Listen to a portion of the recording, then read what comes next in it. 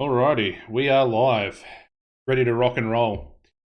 Um, Obviously, there's probably no one in at the moment, but I want to say by the title, TEW9 is actually dropping tomorrow. So if you're watching this on YouTube after the live stream's already finished, TEW will be dropping tomorrow. Again, it sort of depends at what time. I think they're doing like a staggered rollout, which is a good thing because it prevents them from sort of being overloaded. I guess the only downside is you may not be able to get straight onto it. But if you give them time, Great Oak Software, they're a really good company. They'll roll it out in a way that everybody gets it in a short amount of time as possible without actually overloading them. So I think me being Australian, I've got like a little bit of an advantage. Obviously, there's less Australians probably trying to get the game.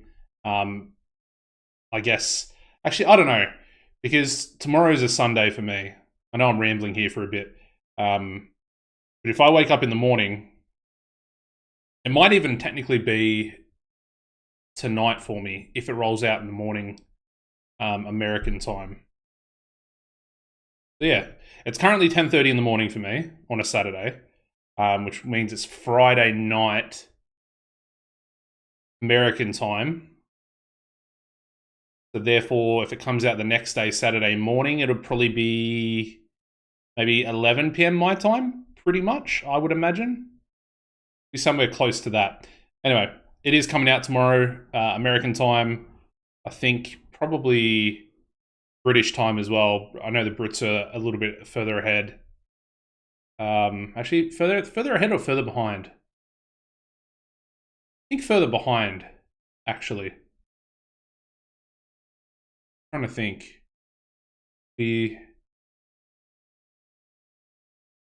I actually don't know. Good question. I should probably work that out and look at actual time zones and stuff. But obviously, when the English Premier League's on, it's generally like midnight to 5 a.m. our time, which would be their early afternoon to 8 o'clock at night. Anyway, enough about that. We're going to get stuck into a little bit more TCW here at the moment, and I'll just make sure the stream is working, and we'll advance into the first show here. So let me just bring up the stream. We've got Derek coming in the chat here, so obviously it is working. And Derek has a question here, which I'm actually very excited to speak about. So Derek asks, you're going to be doing a local to global. I'm really curious about the new workers and some old favorites like Jack Pride. So I've decided what my first actual series is going to be. We might continue with TCW for a while just so I can sort of see, I guess, some of the new implemented features. We've already started to use them during these last two live streams. But yeah, my first series is going to be a local to global. I'm going to put out a video probably a few hours after this live stream. And it will be sort of like an announcement video where I'm going to announce what company and obviously the new series being the local to global. So spoilers there. It is going to be local to global, the first proper series on TEW9. And it's not going to be the same company that we did last year. So yeah, it'll be in a different country. I won't spoil it too much. We'll leave the announcement video to do that for you guys. But I like the idea and I like the company as well. So I'm very much looking forward to getting started with that. That won't actually start that series until the full game drops. So once TEW9 is fully released out of beta version, then the series will start, and obviously I'll start recording those as standalone videos. And then, like I said, we'll continue live streams, and then I'll also try and look at bringing back, My Son the Trader as well, if I can somehow transfer databases over to the new game. So yeah. Anyway, we've got a few people in here. How many viewers we got? We've got a few, about 3 or 4. Perfect. Let's just start advancing. We'll get into this total wrestling. and we'll get cracking.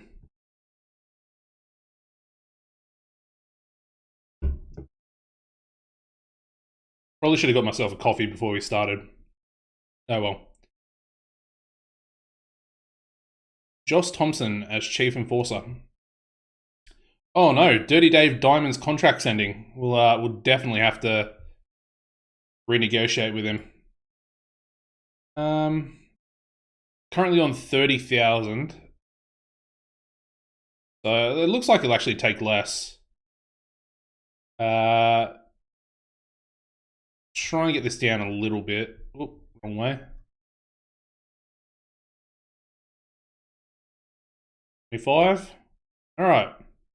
Perfect. So he's actually taken like a $4,000 pay cut. Dirty Dave Diamond. Lovely. All right. Aldous Blackfriar. Ooh, he looks very different to what I would imagine he would look. He looks very skinny. Very skinny. I don't know. He's meant to be 235 pounds. He doesn't look like he's 235 pounds. Let's just say that.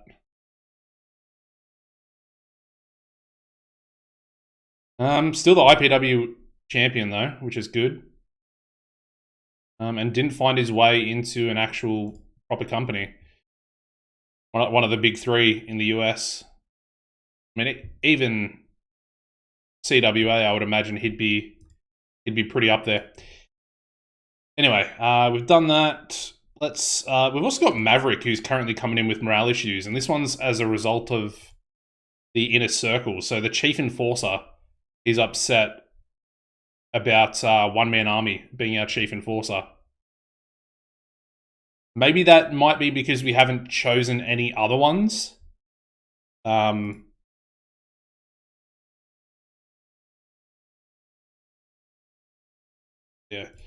Let me have a look at rosters real quick, because I want to check a few people's toughness. So Dirty Dave Diamond's got 87 toughness. Where's One Man Army? So he's got 86, so basically the same thing. What about Ricky Dale? Only 73. Derek, my laptop got fried last week, so I'm experiencing the new game through you. Oh, that sucks, man. Nothing worse. I do know the struggles of a laptop dying. Used to have a laptop. I used to actually play TEW very early videos on my laptop, and it got to the point where it was so fried that I had a fan blowing on the fan port as like an extra fan to try and get some cool air in there, I guess. And yeah, was making the videos on it long time ago now. That's probably like 8 years ago. Longer. Anyway. Who else? Sammy back? No, not tough at all. T-Bone. 84 toughness, but probably still too young, maybe? 32? I mean, someone like Titan. Titan's got 86 as well. Doesn't have a lot of respect, which might be a bit of a problem.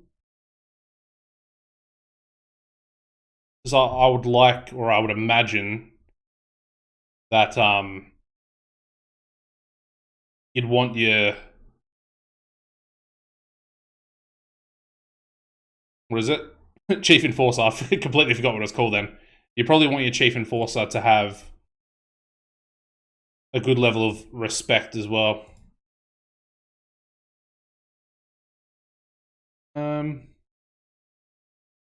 Alex coming in as well.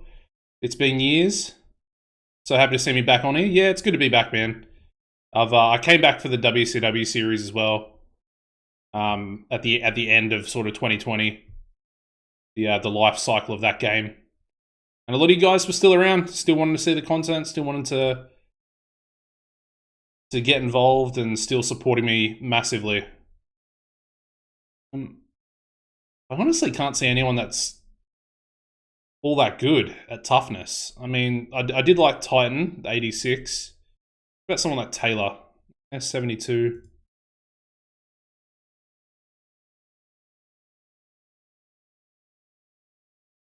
What about Andrews? Nah, Andrews wouldn't be. I have a long-term plan? I just sort of spoiled it. But essentially it's going to be local to global, pretty much starting after the full game drops. So new game comes out tomorrow. There's going to be an announcement video later on the channel after the live stream's finished, or a few hours after that. And yeah, we're going to be going back local to global, new company, new country, and we're going to try and progress as far as we can. I'm assuming it's going to be quite a lot harder this year on this version of the game, I should say. Seaverse? Oh yeah, you betcha. Seaverse 100%. It's probably the only way to do local to global, in my opinion. Who else have we got? I mean, T-Bone Bright's another good one, but 84. Greg, no. Arsenal, no.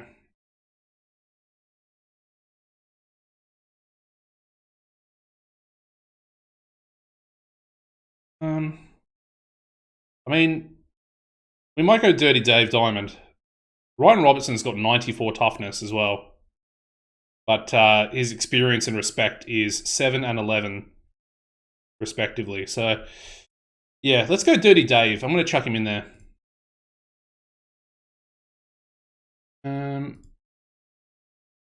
He's not actually in there, but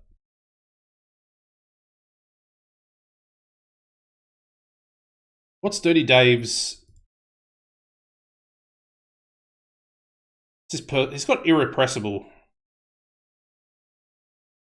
I don't know if that's a good personality for a chief enforcer. I'm going to assume that's probably not. Probably not a very good one, but he's our morale officer.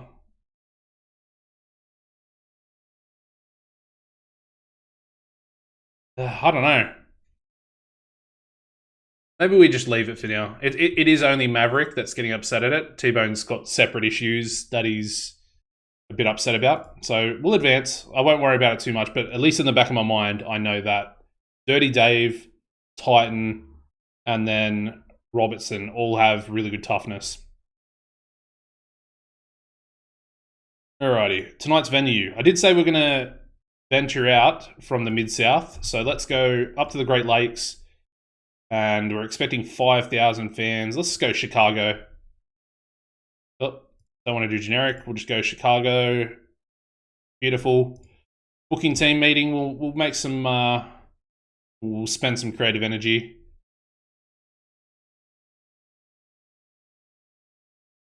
WWE SmackDown vs. Raw fan. How you going, man? Good to see you.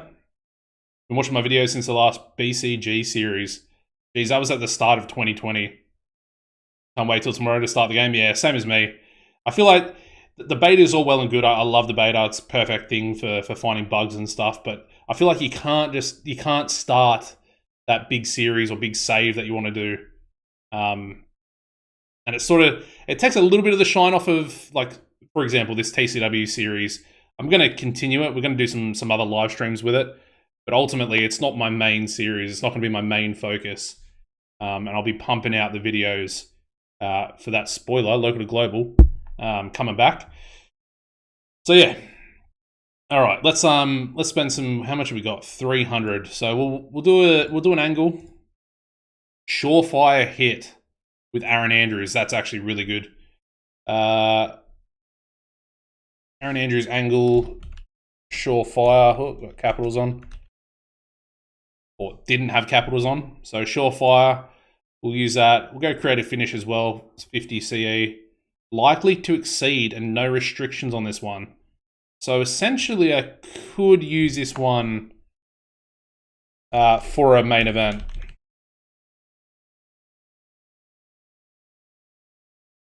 That's an interesting one. Likely to succeed. We'll try storyline. Oh, how much have we got left? 160. Yeah, we'll go storyline idea as well. Bit of a gamble for T-Bone Bright major storyline role. Let's go gamble. All right. So that one we'll probably not use, I would assume. We've got some other stuff to do tonight. We've got to do storylines. We're going to continue with most of them.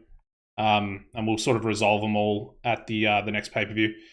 We've got Daryl Devine getting into an argument with Dirty Dave Diamond backstage. Annoyed at the morale officer's attempts at team building.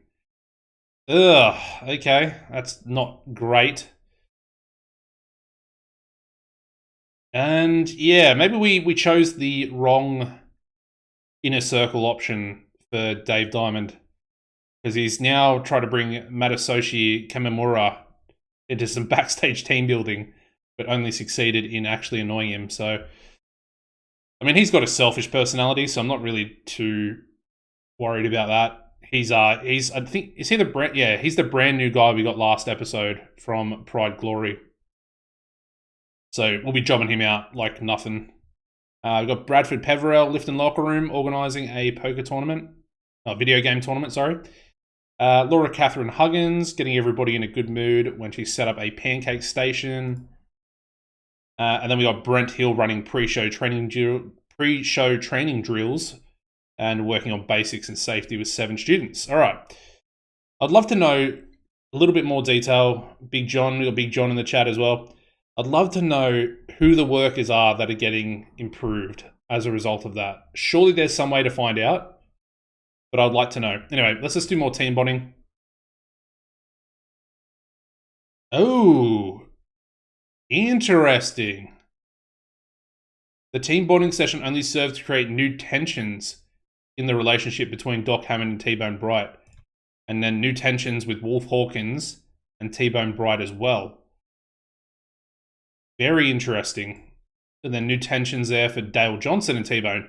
I'm going to assume that that is because T-Bone Bright currently has morale issues. 100%, that is probably why that's happening. Anyway, let's have a look at storylines, because there are some that I don't want to continue with. This one, for example, we're going to remove Divine Fortune out of there. And then we're going to add in the American Cobras, because they're going to be our new #1 contenders for this month. On this first show, they're actually going to have a big #1 contenders triple threat match. Triple threat tag team match, that is. So where are we? Storm and Marvel. Marvel added, and then we need Storm. Add Storm in there as well. Perfect. Lone Star Legion. We could probably finish with this one.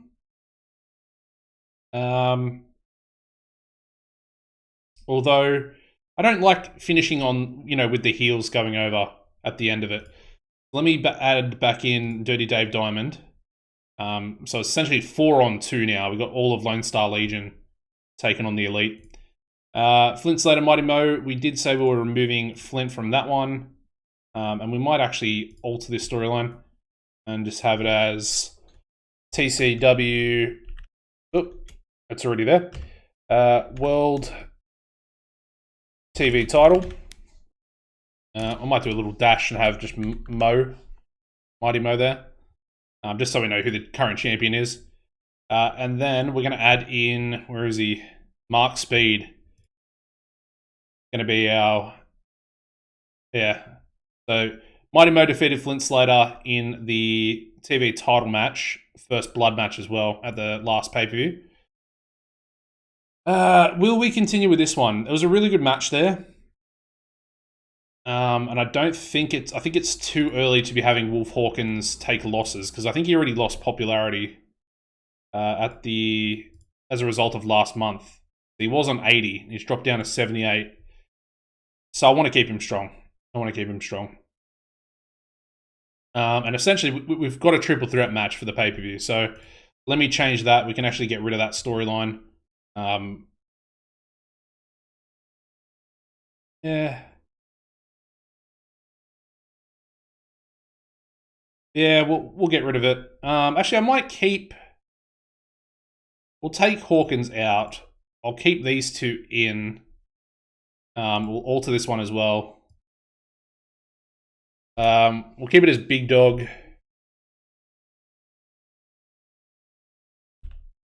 Big Dog needs a bone. I don't know. It is what it is. Obviously, T-Bone, Bone Bright. He needs a bone. He's a big dog. Yeah, we'll roll with it. Winding down. That one can actually continue because obviously Sammy defeated Killer Shark. It's going to be Sammy versus Titan at the next pay-per-view. So we'll keep that one rolling. There's a few other things we can do with that one. And then My Generation, we're going to take Greg Gage out of that one. And then we're going to add in Aaron Andrews and Wolf Hawkins, who both won their #1 contenders matches at the pay-per-view. And realistically, that triple threat match for the world title should be pretty damn good. Should be very, very good, actually. Alrighty. I think that's pretty good. We could maybe do something with Joshua Taylor. I feel like Taylor is somewhat similar to maybe like a Buff Bagwell on the My Son the Trader series, WCW. So let's call this one Taylor's Resurgence. Is it ANC or ENC? Resurgence. Honestly, don't know. So that probably looks better. Oh, wasn't what I wanted to do. Joshua Taylor.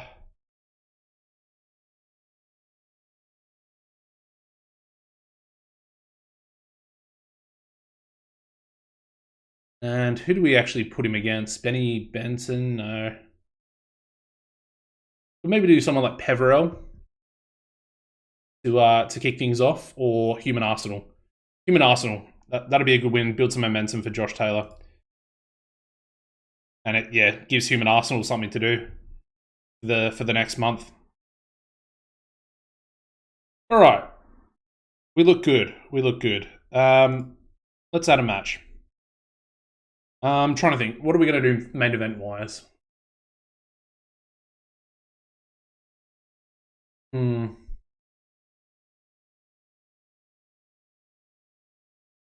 Let's do this. So we're going to go Aaron Andrews and Sammy back, teaming up to take on, it's a pretty big main event as well, J. Cole, the world champion, and Wolf Hawkins. Going to give that 20 minutes as well. And then we're going to have Wolf get the victory onto Sammy. Going to be open, called Slow Built Tainted. Outside interference finish onto Sammy by Titan. So Titan interfering against Sammy, continuing that storyline, and essentially costing Sammy a main event match, which then we can use to book Aaron Andrews into a match against Titan or Killer Shark for a little bit of revenge next week. So some good things coming out of that match there. I think it's not too bad. Prickly personalities actually seem to be working as intended. They just get mad at anyone who talks to them. I mean, yeah, it works. Might be a little bit too common. I've noticed it quite a lot at the moment. You should get LA Stars 1 and 2. Haven't looked at them yet. That's a very good shout. But yeah, let's keep booking. So I think we'll go a quick angle here. Let's go promo, 6 minutes. Let's have Aaron and Sammy together. And let's go with... How many caps look on? No.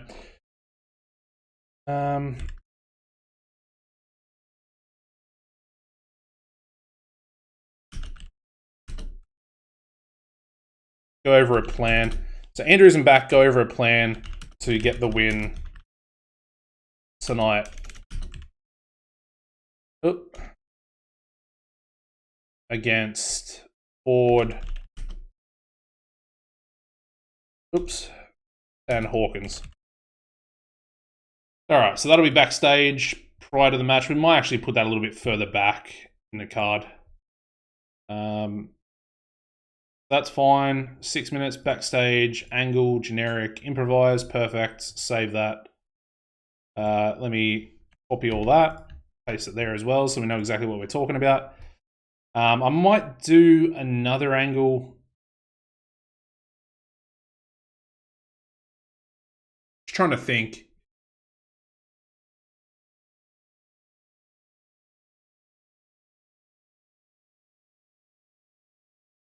let's do this. Let's go quick angle, 6 minutes, and we'll go promo. I want to have Wolf Hawkins, Lloyd Goldworthy, and Titan. Cutting a promo, intimidation, 6 minutes, perfect. I suppose I could have Killer Shark in there as well for intimidation. Wolf is seen backstage prior to main event speaking with the Behemoths. Simple, easy, backstage as well, fill in angle. Again, angle backstage. I'll try and script this one only because of Floyd. I know he's relatively good at what he does, but just to make sure. We actually have I think we actually have an angle idea for Wolf. It is a bit of a gamble though. It's going to expire in about a month. I wonder if it's worth just taking a punt with it. Maybe not. We'll save it for next episode, maybe. So that's perfectly fine. That'll be there.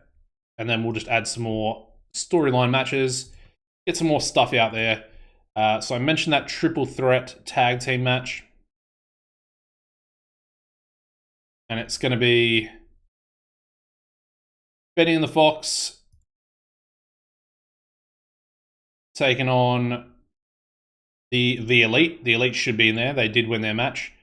And then finally, the American Cobras. The Cobras do have pretty low popularity, so I'm a little bit concerned about this one. Because Benny and the Fox, they've got really good popularity.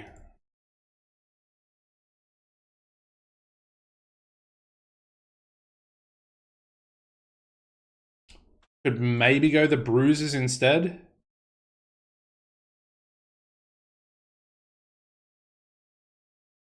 I think we'll keep it like that. I'll keep Benny and the Fox strong, I think, in this match. So the winner's going to be we'll go Marvel actually.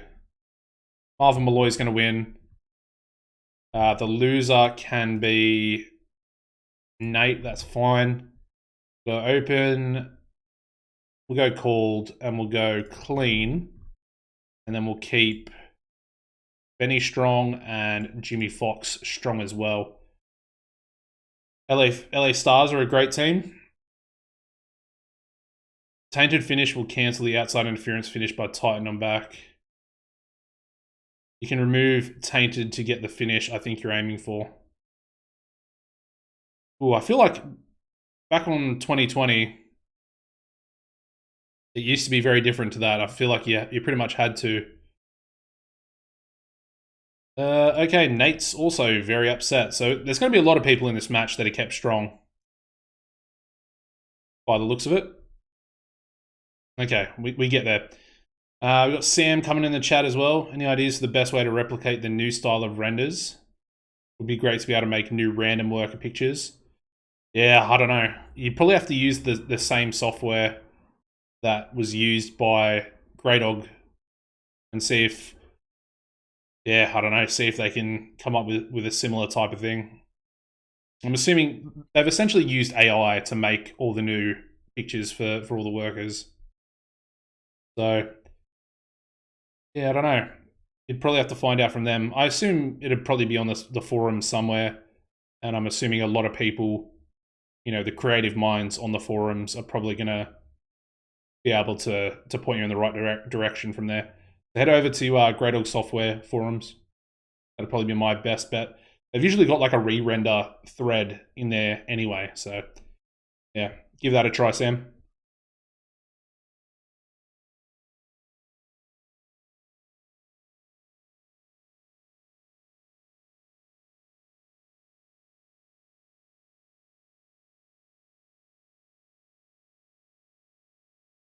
All right, what else are we going to do? Let me have a look at storylines because I really want to focus on our storylines at the moment.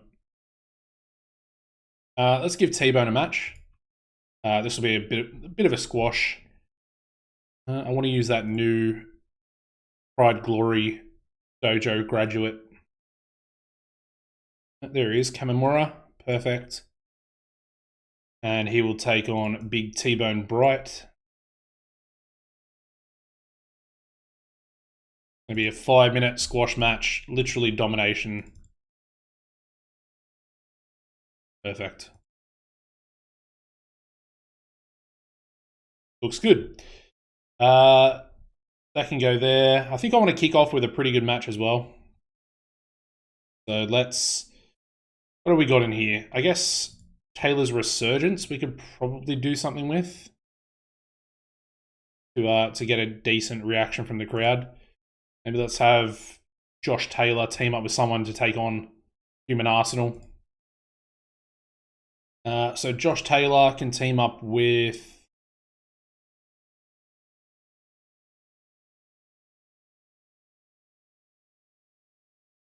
maybe a Flynn.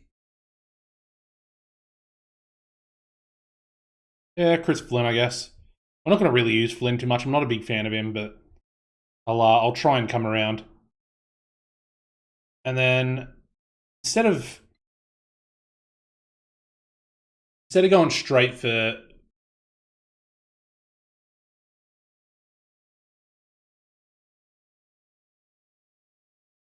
went for a loud motorbike to pass, instead of getting Human Arsenal involved straight away, what I might do is essentially have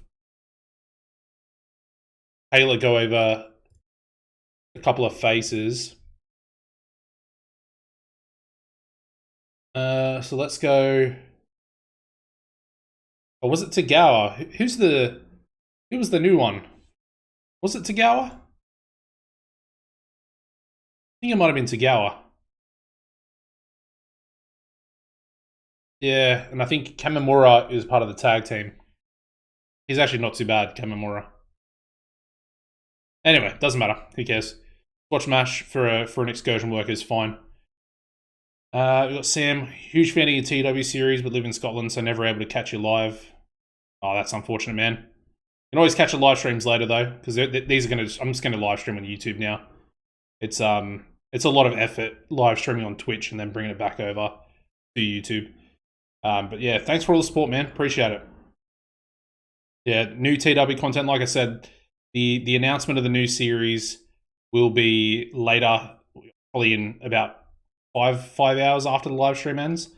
Probably going to do about 3 hours here today with TCW, and then yeah, that announcement video for the new series will be coming out later, and it will be a local to global. So spoilers for everyone, but yeah, it'll be the company, the region. We're going to go to a new region as well, and we're going to try and build the company up from the ground. But yeah, anyway, let's get back into this. Need faces. I'm thinking maybe we go with Robertson and Freeman. Because their popularity is still only about 20, early 20s, so we'll give him 10 minutes. We'll give Taylor the win. We'll make it clean as well. The thing is, if I do this, I can't exactly,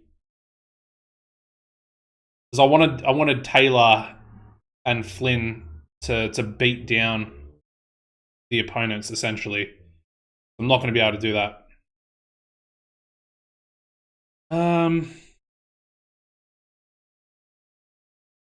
Yeah.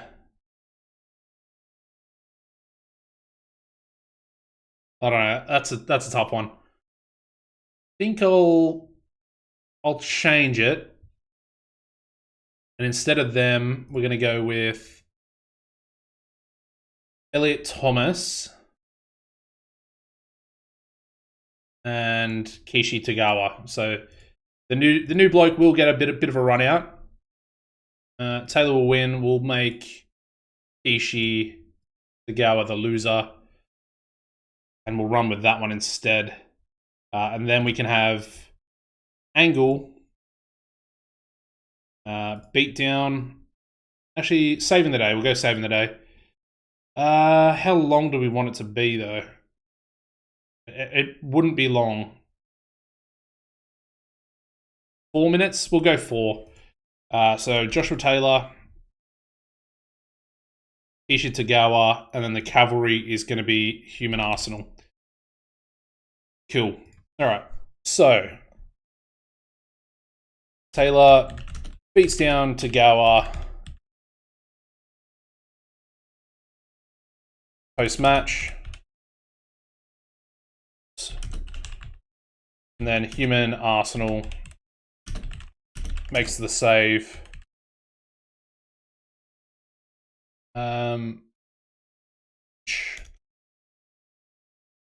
Which frustrates Josh Taylor. Cool. I'm still not 100% sure, but 4 minutes might still be too long, potentially. So in the ring, angle, 4 minutes live, generic, perfect. Get that one in there, book that one. So that'll be post-match, perfect. All right, what else have we got? We've got to do something with Mighty Mo, Mark Speed. And then Lone Star Legion. They don't really have anything to do this episode.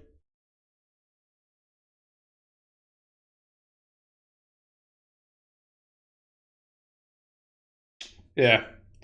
What does the game decide if you do not choose scripted or called for the match? I think it just defaults. Either one way or the other. I'm pretty sure it does. And I would assume it probably defaults to scripted. Because it's less risky. And if you use called, it's going to use psychology to essentially get a bonus above what you could have gotten if it was scripted. I feel like we're almost a little bit light on storylines. Let's do another match. We'll do a tag match here. It's a pop on Ernest at the moment. Still pretty low. Who have we got left? I guess probably the better way of looking at that.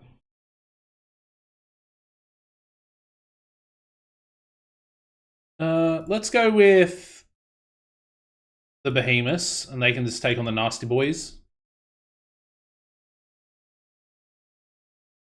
Perfectly fine having the Nasty Boys lose this one. Should be a good match though. We'll make it. I'm going to manager interference finish.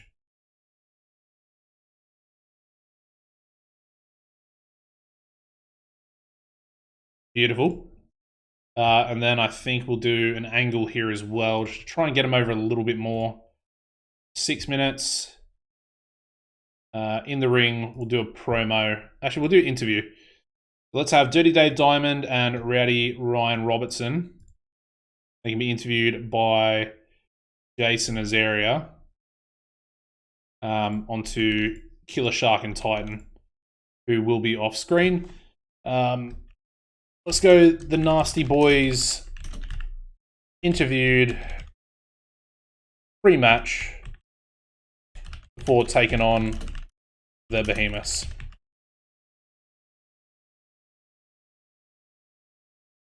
Cool. We'll give that a try, I guess.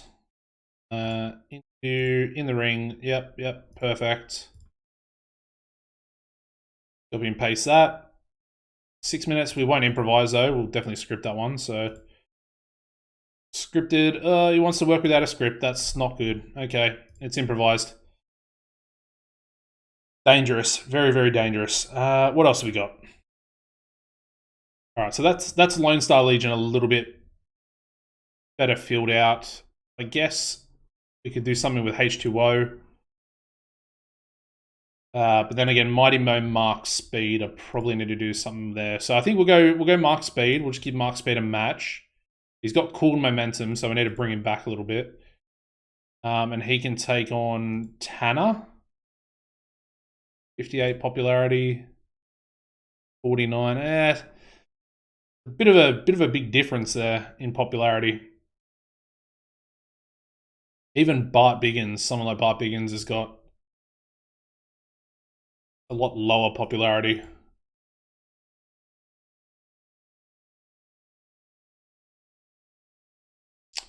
You can go Bradford Peverell. He's essentially like in that television title division, the way I see it anyway, so it's perfect. And we call the match. We should be able to. I think Mark's got pretty good psychology. Yeah, 72. All right. Oops. Did not mean to do that. Just got out of the entire match, so we'll go back in and do that. As per usual, me doing me things. Speed taken on. Where is he? Peverell. All right, 10 minutes. Book that one. Speed to win. Open, called, decisive. Give it a decisive win. And then we might even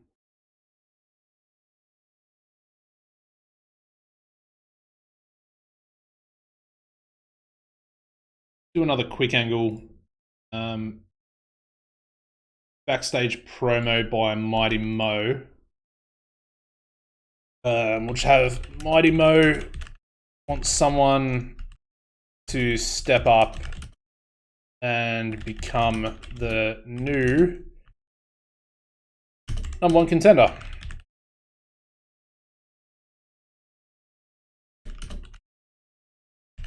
Perfect. All right. I guess we can put Mark Speed there. Maybe Bradford Peverell as well, both off screen. Feel like it works.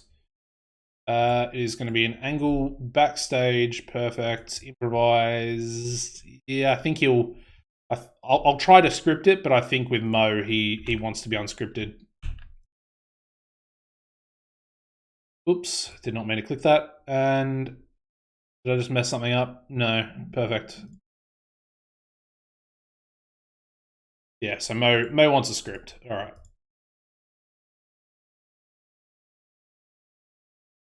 All right, that works out. And then we have the Mark Speed Bradford Peverell match as well. What are we at? 105 minutes. So we still got a little bit more time. I've still got H2O that we haven't actually done anything with. Maybe we'll just do. Can we fit in a 6-man tag to kick off the show? Let's chuck him in. So, where is he? Roderick Remus and H2O. They can take on the face team of. I haven't used Greg Gage. I don't actually have anything for Greg Gage, do I? I think I want to have Greg Gage versus Joshua Taylor next month.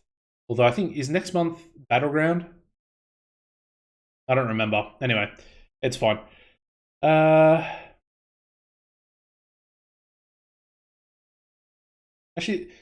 I'm going to have H2O or the main event. They're actually going to lose this match.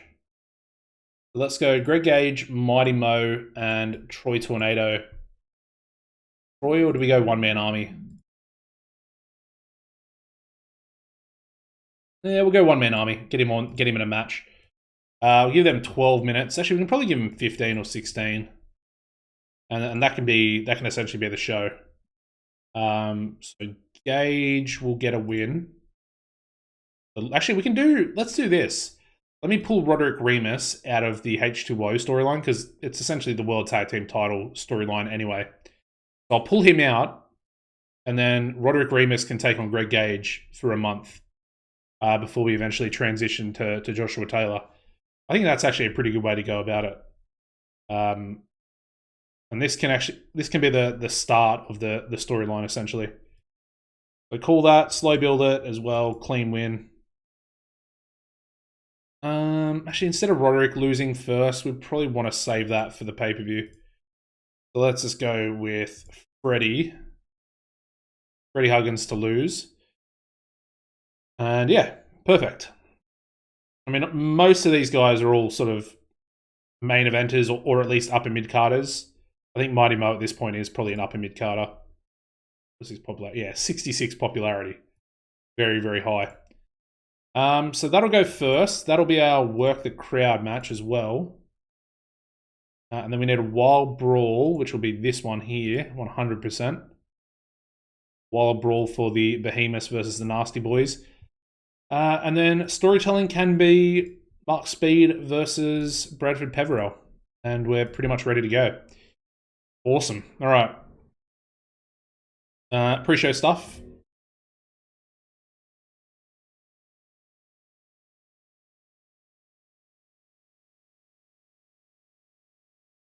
All right, so I think, do we have any tag teams left? We've got Divine Fortune. Let's have Divine Fortune take on...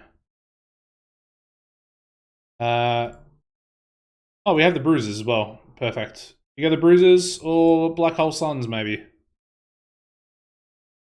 Yeah, we'll go Black Hole Suns. They're still both very young. Let's get them into another match. Before we actually unleash them, they're probably going to be the new Behemoths once we eventually split the Behemoths up.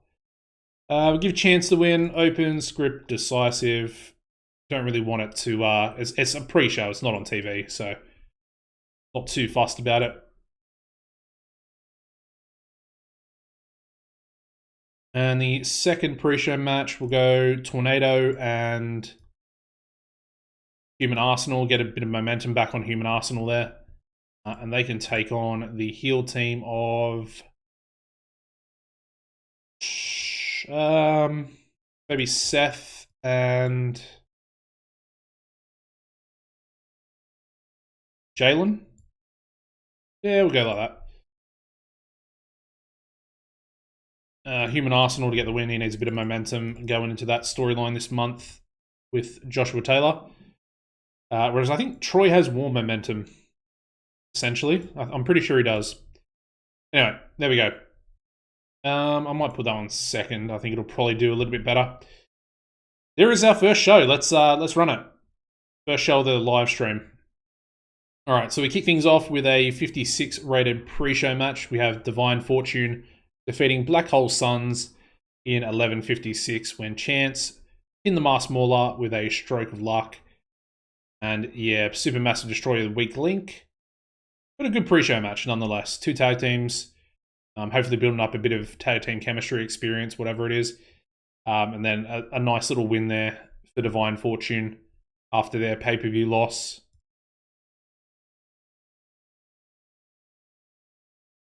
And then the second pre-show match, we got a 54 rating for this one.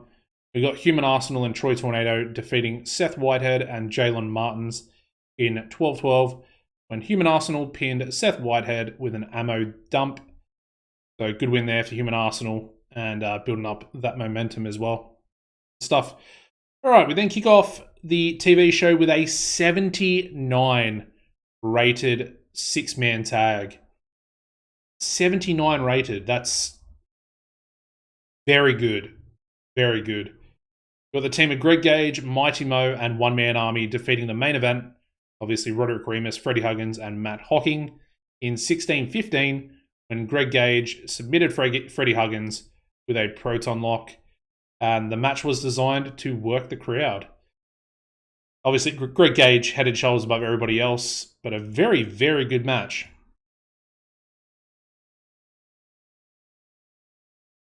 We've also gotten rid of all those penalties for the dangerous moves, which is something I recommend everybody do.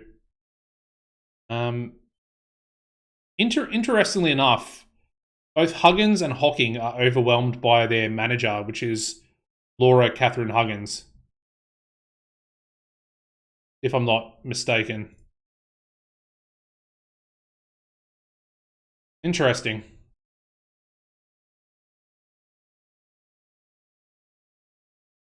Yeah, but overall, that's a very, very well-booked match. I'm very happy with that. Great way to start the show off as well. All right, we then go into a 64 rated angle where we have Mighty Mo. Post-match, he goes backstage. And essentially, he cuts promo by himself, says he wants someone to step up and become the new #1 contender for his television title. And yeah, says that the next match could very well define who becomes that number one contender between Bradford Peverell and Mark Speed. And we also have Mighty Mo enjoying his freedom off script. We then go into that match and we get a 65 rating for it. We got Mark Speed defeating Bradford Peverell in 10:27 by submission with a cross arm breaker. And this was our storytelling match. So 65 rating, 57 in-ring from Speed, and a 56 in-ring there from Peverell. That's a good match as well. Very good. Obviously, penalties there for holding back, as it's a storytelling match. So essentially what happens is they try and tell a certain story, they hold back, focus on the story, they get a slight penalty.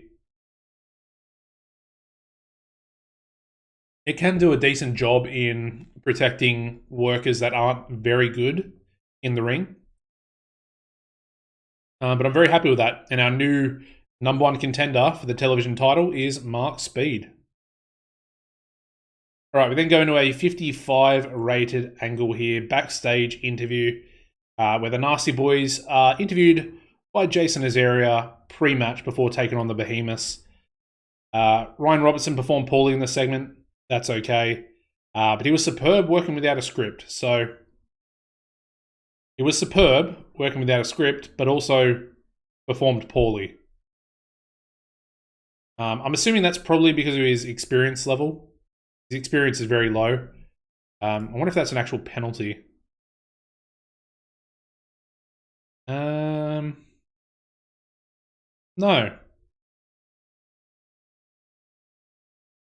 Yeah. No. There's no actual penalty in the dirt sheet. Okay. Good stuff. Obviously, the Behemoths weren't on screen, or I probably should have done them on Intimidation, actually. Use their menace ability. Anyway, we move into their match, getting a 66 rating, where we have the Behemoths defeating the Nasty Boys in 9:41 when Killer Shark pinned Rowdy Ryan Robertson after using a foreign object. Okay. What I want to do here real quick before we go into this match. Actually, I should probably go into the match before we... Because if I come back into it, we'll lose this screen. Wasn't the way I wanted it to finish. I did Tainted win. So... Yeah, Jeremy was right. I need to go back and change the main event. Because I did manage interference, but then I also did a Tainted win. So it's essentially messed this up a little bit.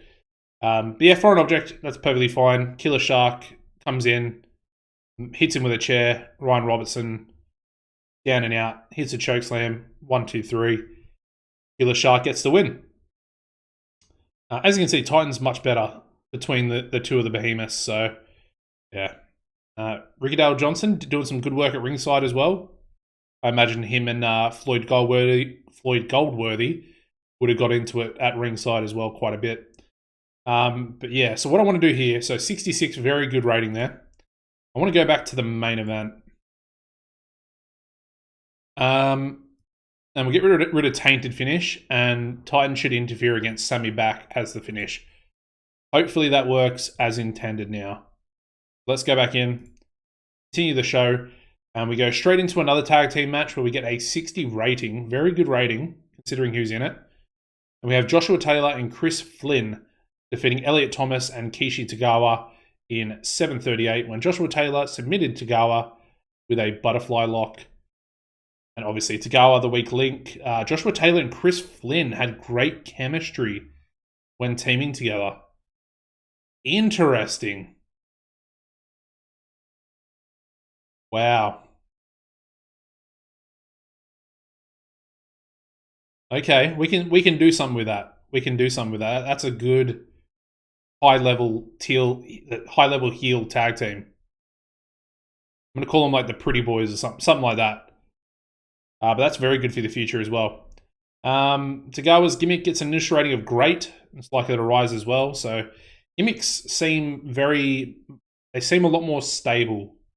I think I edited his gimmick prior to the end of the live stream a couple of days ago. And I think I made it more generic I dropped the pin into generic and safe. So yeah, interesting to see that it did actually pay off quite a bit. But yeah, solid match. We move on. Go into a 66 rated angle where we have Joshua Taylor attacking Tagawa post-match. And then we have Human Arsenal run out, make the save. And of course, this just further frustrates Josh Taylor. And he looks very, very frustrated, very angry at Human Arsenal, who is obviously helping Tagawa back to his feet in the ring. Good angle. That was 4 minutes. So 4 minutes for I should probably be writing this stuff down. 4 minutes for a beatdown save the day. It's a 66 rating, which I think is pretty good. I honestly wouldn't really see this one going too much higher, depending on Tagawa's selling ability, I think. Anyway, let's move on. We then go into a 52 rated squash match. We have T-Bone Bright defeat Masatoshi Kamimura in 4:52 by pinfall with a power slam. It's pretty much T-Bone Bright. He's essentially Will Hobbs, and it's just a squash match in that similar sort of vein, although T-Bone Bright is a face. So yeah, good stuff. Do we have... Yep, right there. Segment got a bonus rating for a well-executed squash, so we love that.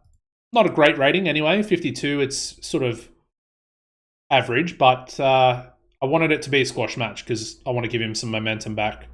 And when he's essentially booked to dominate, I'm assuming he'll gain a little bit more momentum coming out of it. All right, we then go into an 80 rated angle where we have Andrews and Back together, and they go over their plan backstage to get the win tonight in the main event against Cord and Hawkins. Sammy Back's got that hot catchphrase, which occurred at the pay-per-view at Malice in Wonderland. So we're very happy about that. That's going to give him a bonus for every angle that he's in, as long as that hot catchphrase sticks around. So 80 rated angle, very good stuff, getting us white hot as well, which is good, albeit it's not going into the main event, which is a little bit frustrating because we've actually got the tag team number one contenders match up next, which will probably drop it down back, that crowd heat. It'll drop it back down to hot, which is fine, but that match will get a little bit of a bonus, I believe, as well, with this one being white hot or finishing white hot. All right, so we then, it's very hot, so it's not too bad. Anyway, we go into a 62 rated triple threat tag team match to determine our number one contenders. But we have the American Cobras defeating Benny and the Fox and the Elite in 10:04. The order of elimination was the Elite first, and then Benny and the Fox. Very good match here. Very good match. Advancing some storylines as well with H2O. Obviously, these guys are now involved in that storyline as the new number one contenders, the American Cobras. So looking forward to that. Should be a good match with H2O at the pay-per-view as well. And yeah, we kept Benny and the Fox strong, and then we also kept Nate strong as well. So overall, pretty happy with that. I just lost my my OBS. 62 is a decent rating, especially with everyone being kept strong in this one. It would have taken a few penalties. Yeah, some declining physical ability as well for the Elite. Or for Benny Benson. Oh. Interesting. It's kind of sad. Anyway, good stuff. Very happy with that.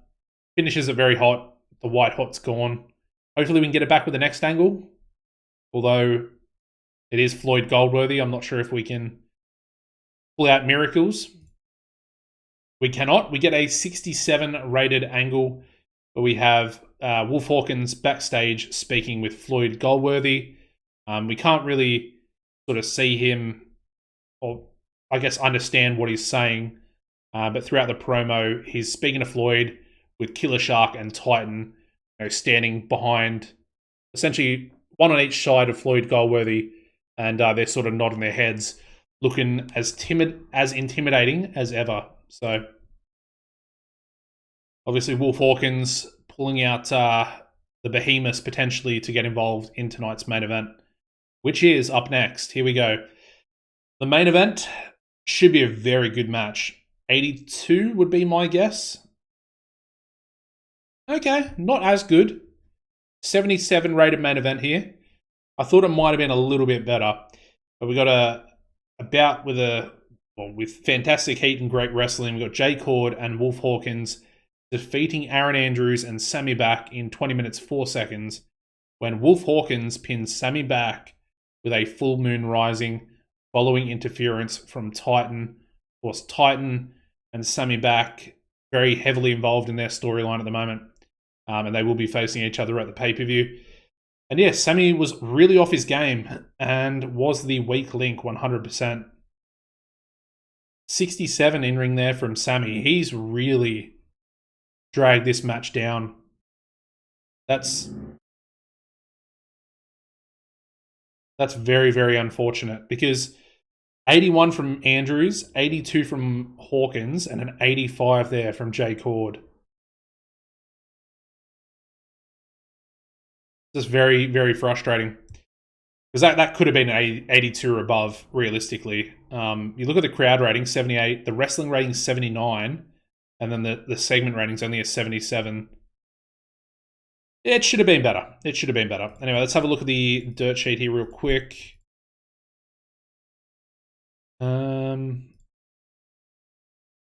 Everyone for physical condition.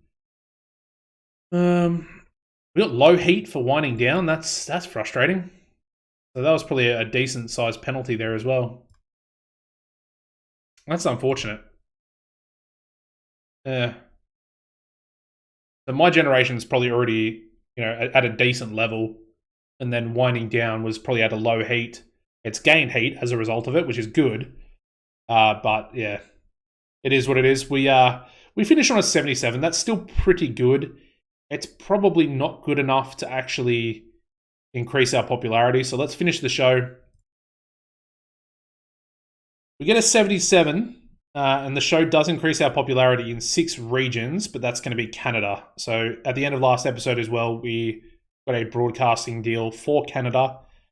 So increases in 6 regions, and 1 region in Canada is too small. And then it's 77, so it's still too low of an overall show rating to actually gain us popularity in the USA.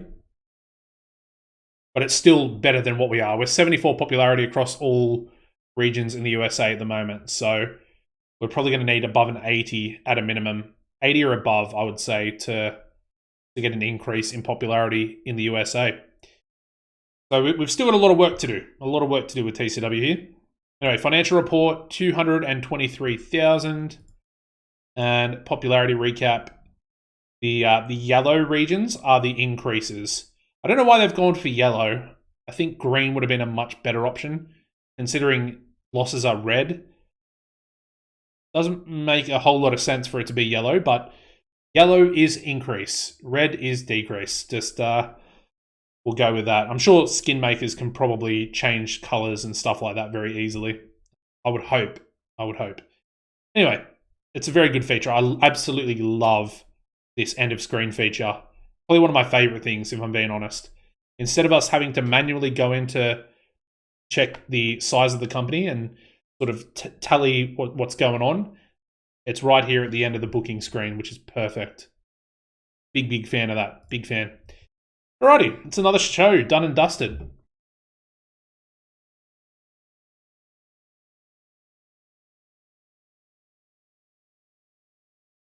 And we're only an hour into the live stream so far. You do me a favor, guys. Make sure you smash a like on the live stream to show your support. And we'll help a few more people hopefully find these videos. Some more drug testing. That's good. 2.25 TV rating there as well. Very good. Very happy with that. All right. So you guys wanted me to check LA Stars. So let's have a look. LA Star 1. I like their renders. That's a really cool looking mask.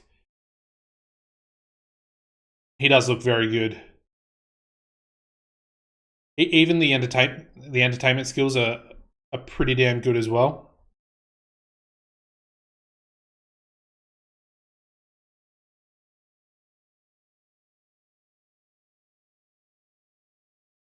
Okay. So they're only working for New York City, but look, oh, that's a beautiful mask as well. So 24 years old, 26 years old. LSR2's seemingly the better in-ring competitor, although I think he has lower psychology. He does. He's got a lot lower, but he is actually slightly better in the ring with his aerial and flashiness. Although LSR 1 has better technical ability. Interesting. They are very, very good. Do I bring him in? If I bring him in, they're probably only going to be the jobbers for the face tag team division at the moment, which is fine because I technically do need another sort of jobber tag team for the faces. So we'll bring him in. We'll bring him in. Let's do it. I love that new feature as well. It doesn't allow me to spam the 10-year contracts. So he wants a 5-year contract for $10,000 a month. That's perfectly fine. We'll do that. And LA Star 2, negotiate with him as well. Exclusive written.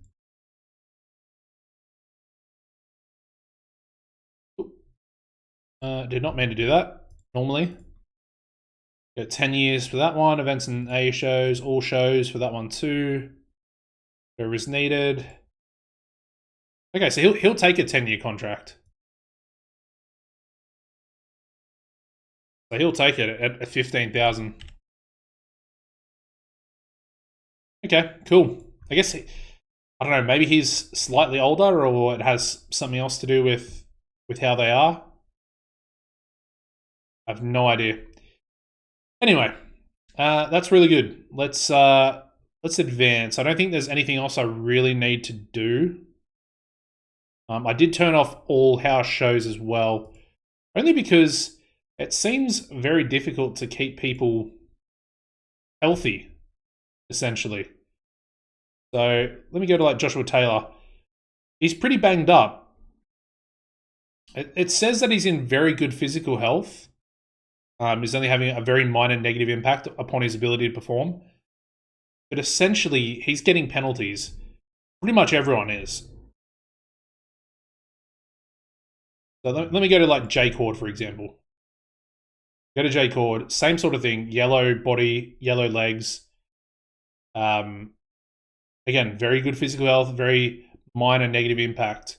But he is getting penalties. They essentially all are at that level. So, yeah, it's a weird one. Wonder if there's other things we can do in like backstage.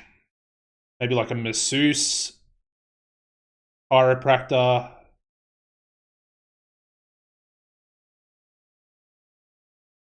Just wonder how much more is a chiropractor gonna cost us. I think we'll do it. I don't exactly know how much. We only made 150,000 last month, so finances look very difficult so far.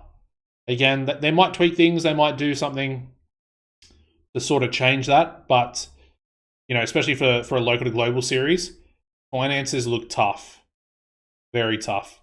Anyway, what are we doing? Let's just advance. Let's get through a few days. We'll get the signings of LA Stars in. Adding a nice, you know, high flying tag team to our division. You know, someone that can feud with the Behemoths. Probably get destroyed by the Behemoths, but yeah, we've got Black Hole Suns as well, which will be good. They can essentially take them on in the near future once we're able to build up both tag teams. Another thing I forgot to mention is you can probably see it at the bottom of the description there. So essentially, I've got a new link for you guys to buy the games with, which will support the channel out, which I greatly appreciate. So that link, it's in the description. and it'll be in the description of every video. So the new video I put out today, I'll sort of go through it in a little bit more detail. But essentially, you purchasing the game through my affiliate link gives the channel a little bit. It's not anything special, but it does help out a little bit, and it just makes it easier for me to do things like buy a green screen and obviously good mic, good webcam, stuff like that. I want to try and upgrade stuff, so that'll go a long way to doing that. Obviously, I'm only a small YouTube channel. We don't really make money at all, so we do, but it's very negligible. It's not. It's more of a hobby than anything else. Anyway, that's LA Stars in. Let's add them as a team together in our company. LA Star 1, LA Star 2. They've actually got 64 tag experience together as well, which I like. So LA Star 1, LA Star 2. Auto name, the LA Stars. Beautiful. I like that button there too. That's a new button. So you can actually fill in their finishes from previous sort of tag teams that they've been in. I'll make them a unit. I guess technically they're a permanent unit. They are a permanent. Huh, interesting. You don't really see that too often. So they are former NYCW tag team champions as well. Very cool. Alex, I will use it tomorrow. Thank you, man. Appreciate that. Appreciate it. It's essentially the same link, and then it's like /AUS for auspicious. So it's very easy to use. It'll be in the description, like I said. And I do appreciate everybody using it. There's no sort of discount with it, but it's essentially the same link as the normal thing, except for the affiliate part of it. And like I said, it just shows Grey Dog Software that you guys obviously are fans of mine, and it allows me to hold some higher stead with those guys, as well as a small monetary gain. And that's about it. But full credit to Grey Dog Software. They've, even despite all of this, I had my previous link was still with the old e-license system, and Ali Ran, the CEO, great guy, very quick on the emails as well. He's the CEO, and he was emailing me, getting this sorted out for me the day before launch, essentially, which very very grateful and very appreciative of him. Good communication from a company. I feel like in this day and age, you send emails to people and they either don't respond or it takes them weeks to respond. And that's been happening a lot in my personal life, going through a few things. And people haven't been getting back to me. So it's been very, very frustrating. And full credit to Ali, doing a great job and getting the game out there. Anyway, let's advance. So let's get into it.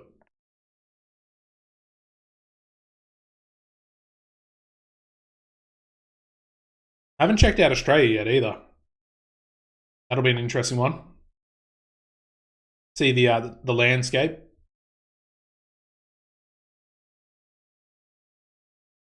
I assume it wouldn't be too different. All right, so here's contract negotiations with Dirty Dave Diamond.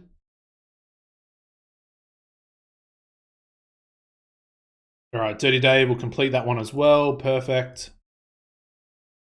Everybody else still leaving their companies as a result of signing with us.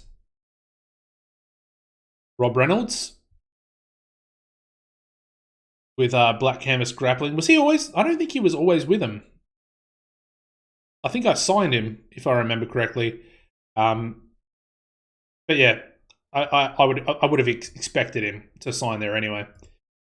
Very good worker. Very good worker indeed. Only a small worker, but very good. Alrighty, let's advance.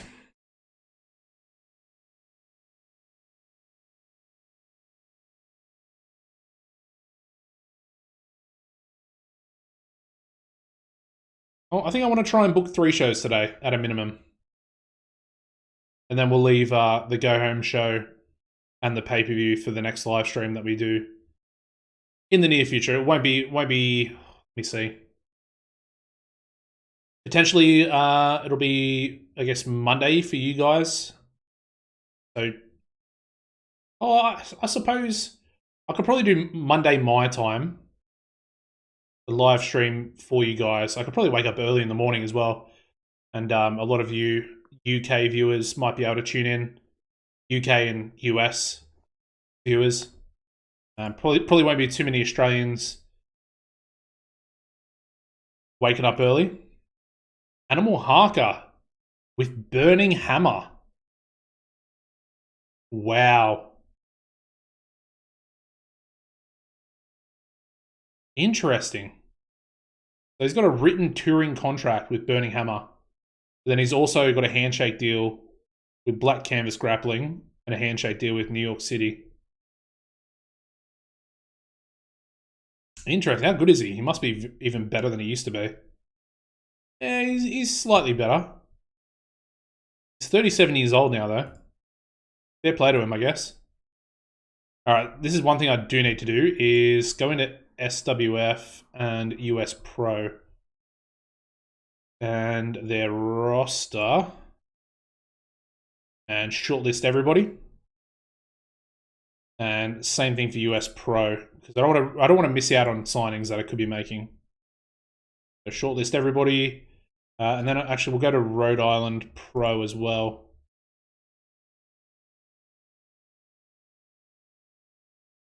And ooh, Froshaw is in Rhode Island. Interesting. You got Son of Vengeance in there as well. Crusher Ball, Flubber Ball. Kurt Merritt's still in there. Very good color commentator. Oh, he's not actually as good as he used to be. Who else? Or obviously Moriarty Schnell.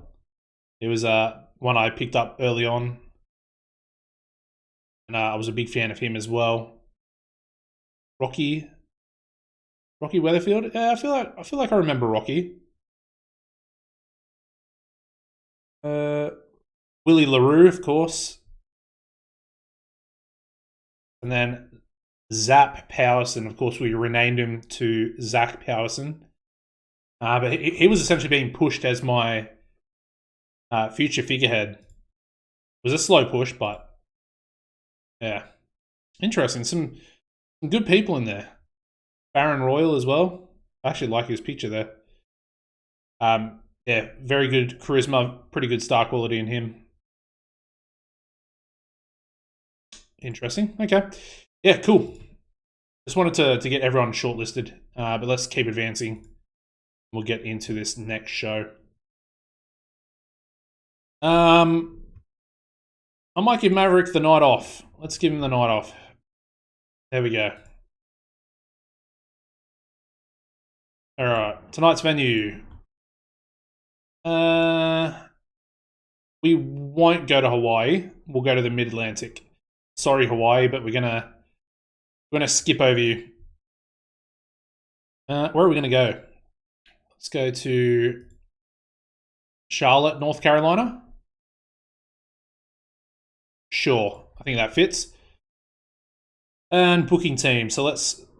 How much have we got? 341. We'll do a few more. Okay, it's for anybody. Big gamble though, so probably won't use that one. Creative finish. Surefire hit. Ooh. Might use this one for this show. Either we use it for this show or we use it for the pay-per-view. Maybe the pay-per-view for the triple threat match. Oh, that could be so good. Oh, let's do one more angle. We get a surefire hit for the angle as well. Lovely. And it can be used for anybody. So that also works out really well. All right. How much does that leave us with, actually? 120, yeah. We don't want to essentially go dry. What do we got here? All right, so Marvel and Jalen Martin's really bonded backstage. Good. Flying Jimmy Fox gave the locker room a lift. Oh, that's random. Vita came to you backstage with an angle idea. It has been automatically added to your stored creative ideas. So you can actually get them from your workers. That's very cool. I haven't seen that yet either. I like it. I'm assuming it's probably going to be for Vita, but yeah. Anyway, Quentin Queen this time getting into an argument with Dirty Dave Diamond. Dirty Dave Diamond backstage. Also annoyed at his morale officer attempts at team building. And Quentin is insecure. So there we go. And yeah, Venus Angeletti was also not happy with Dirty Dave Diamond. She also is insecure. Okay. And once again, Brent Hill running pre-training drills. And then we've also got Charles Hapstander, the referee, and Mighty Mo been getting on particularly well backstage. Good stuff. Cool. All right. We'll address the locker room.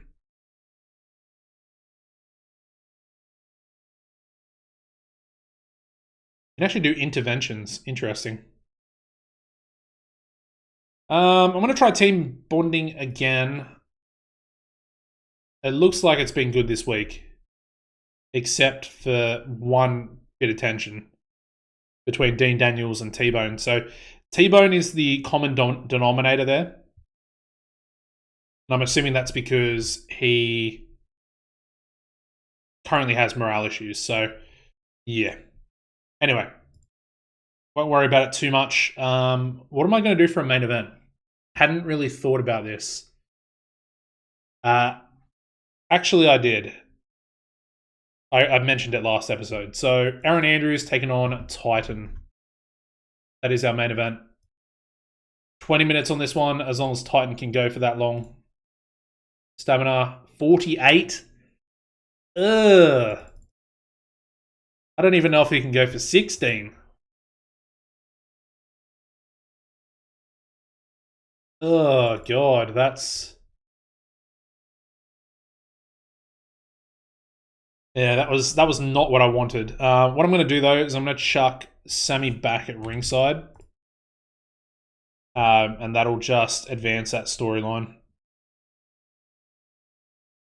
Yeah, he doesn't have the stamina for it.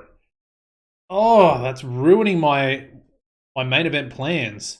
We can do 15, which is still a slow build. That's very frustrating, man. Oh, super frustrating. I think before that match, I want to have backstage promo from Sammy onto Titan.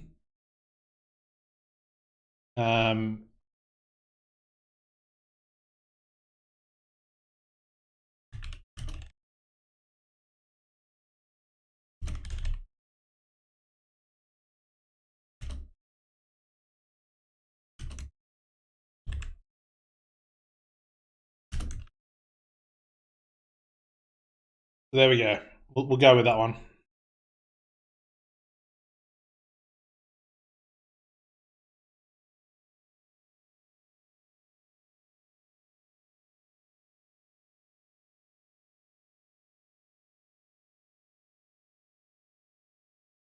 All right, so Sammy back wants revenge for last week. Challenges Titan to match a pay-per-view.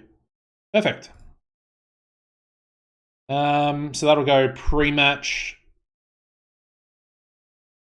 And then we'll continue booking. So, I think what I would like to do is have a J Cord match as well. J Cord against Rowdy Ryan Robertson. We'll give it 10. Obviously, non-title match as well. J Cord's going to go over. Can Ryan Robertson call a match? Negative. 51 psychology. Okay. So it'll be scripted. And it'll be clean. That's perfectly fine. I'm going to quickly add another tag match in here. I want to have H2O go over the debuting LA Stars. How much psychology to call a match? I think for a 10 to 12 minute match, you want about 65 psychology at a minimum. Anything longer than about 12, you want to scale it up. So essentially for a 16 minutes low built match, you probably want about 70 psychology minimum. And that's obviously both competitors with that level of psychology. If you're doing a 20-minute match, you're looking at about 77 to 80. I think 80 and above is sort of the sweet spot where you get the best sort of ratings for, calling a match in the ring when it comes to that. So, yeah. It varies. Obviously, shorter match, you need less. Longer match, you need more. Even some 20-minute matches, I think on WCW for 2020, TEW 2020, I was still getting penalties having like Booker T and whoever calling a match in the ring. And obviously Booker had like 80 psychology. So it can vary. And the better a match quality is, the more psychology you need, if that makes sense. If they're two really good workers, really good popularity, the match is going to get like a 90 rated or 90 rating plus. It could still get a penalty for psychology. Happened to me numerous times on the previous local to global as well. Anyway, we'll give Freddie Huggins the win this one. Scripted as well. Clean. Actually, yeah. We'll go Tainted because we might do a rematch of this one in the future. So, non-title match. I'll put that below that so then I can do this, which is another quick angle. So 4 minutes, saving the day. Our attackers are going to be Jay Cord and Eddie Chandler and Nate Johnson. Victim's going to be Rowdy Ryan. And then our cavalry is going to be Dirty Dave Diamond, Duke Freeman. Actually, we'll go Bradley Blaze first. And Duke Freeman, which will set up another match on next week's show with these three taking on these three, with Ryan Robertson sitting out for a week. So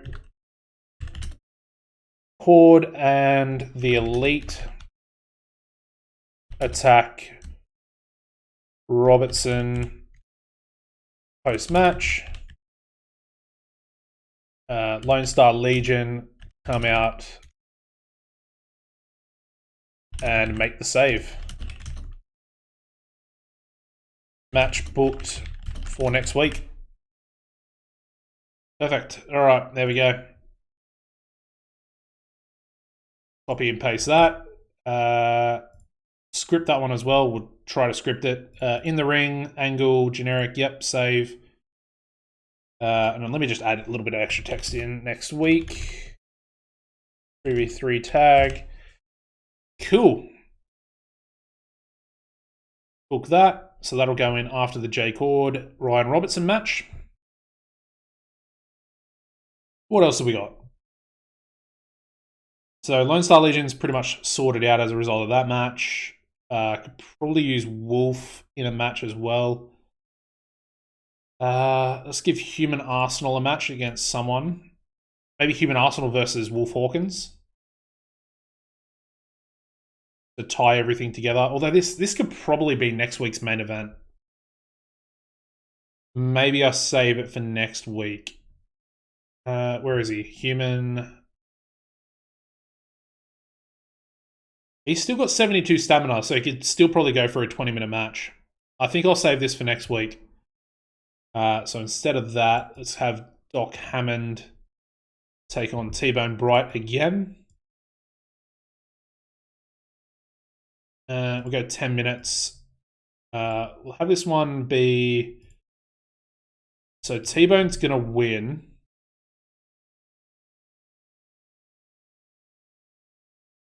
And we'll go a cheap win on it as well. Outside interference finish. Actually, it should be a DQ finish. DQ finish. So T-Bone will get the win. And then we'll just have interference onto T-Bone by, where is he? Flint, and also by Jalen.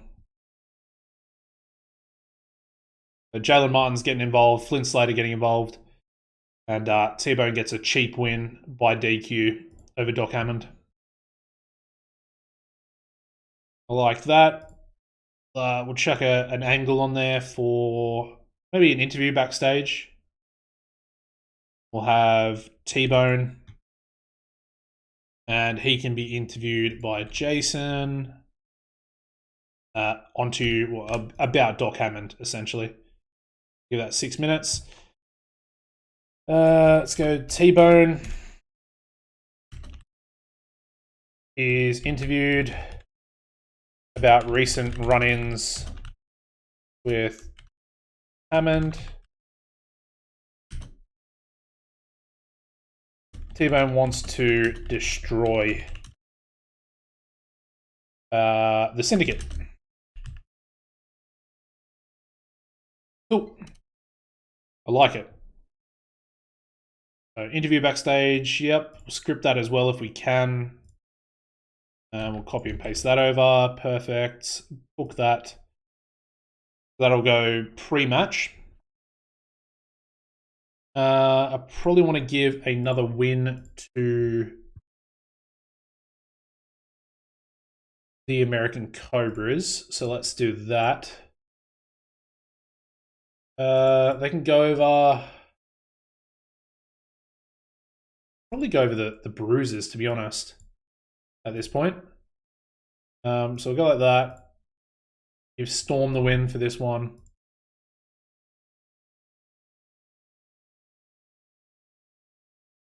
I think Boost got 44. I think Dominic's probably got less than that. Yeah, 36. Perfect. That works out really well, that match. Do the Cobras have any entertainment skills? So Marvel can kind of speak. I don't think Storm can. Yeah. Storm definitely can't speak. Wonder if it'd be worth giving the Cobras to Vita. Can Vita talk?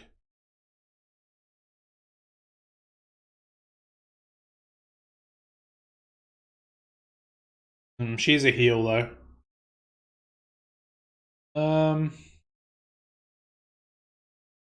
Hit it with Jeremy Courtney. Yeah, I don't know. I don't really like it. She's got good entertainment skills, so we could essentially use her pretty well. I just don't see Jeremy Courtney essentially being all that useful, really.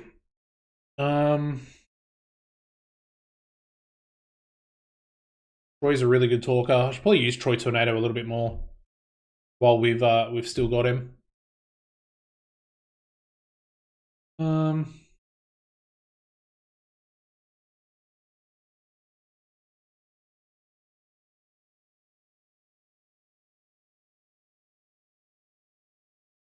Could maybe, I mean, I was going to say Logan, but Logan's entertainment stats are pretty good for himself.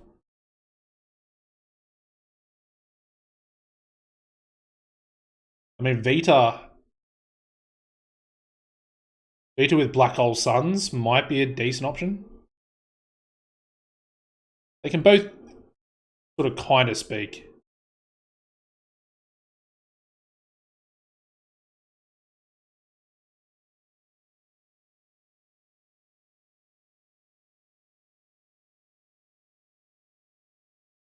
But then again, I don't know. I feel like she would fit pretty well. It'd be a similar type of deal to Lloyd Goldworthy and the Behemoths. But anyway, we'll leave that for another day. We haven't actually done anything with Human Arsenal. Let's give Human Arsenal a singles match, I think, on the actual show. So he can take on... Need a heel.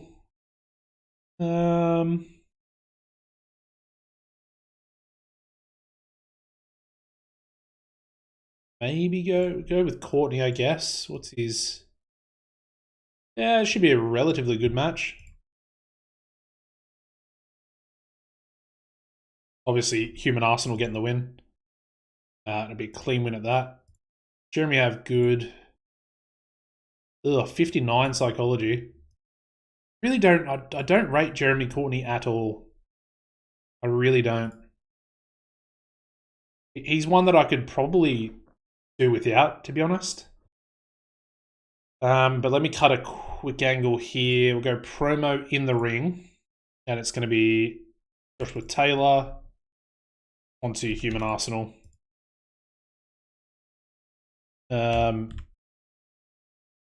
Taylor wants Human Arsenal next week. Leaves it up to Arsenal to make the decision. Simple, easy. Done. I'll try and script it. It is an angle in the ring. Save that. Copy that. Paste that there.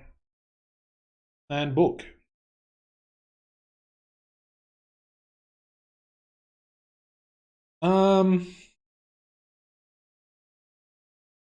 No. Oh. Yeah, let's use it. We'll use our big gamble. I said I was probably not going to use it, but let's just use it on this one. See if it does anything decent.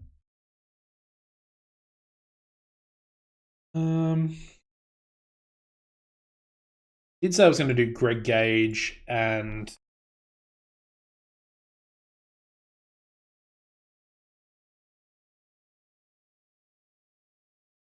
so we'll make this one. Gage wants to rebound.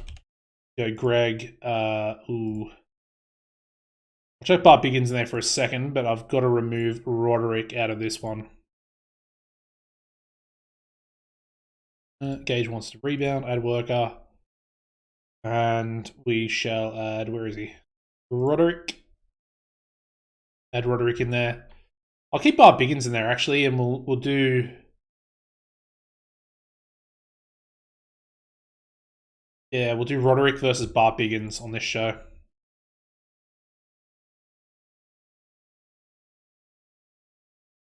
Bart Biggins and Roderick Remus. Singles match, 10 minutes, nice and easy. Probably be able to call this one as well. I'll go open, called, tainted. We'll have a distraction onto Biggins by Matt Hocking. Cool. And then I think from there, we're going to kick off the show with a Greg Gage promo. Put Roderick in there as well. Gage says he wants to rebound from world title match loss. Sets his sight on the main event. Obviously, Roderick Remus' stable's called the main event, and Greg Gage wants to essentially get back into the main event for the World Heavyweight title. So it works.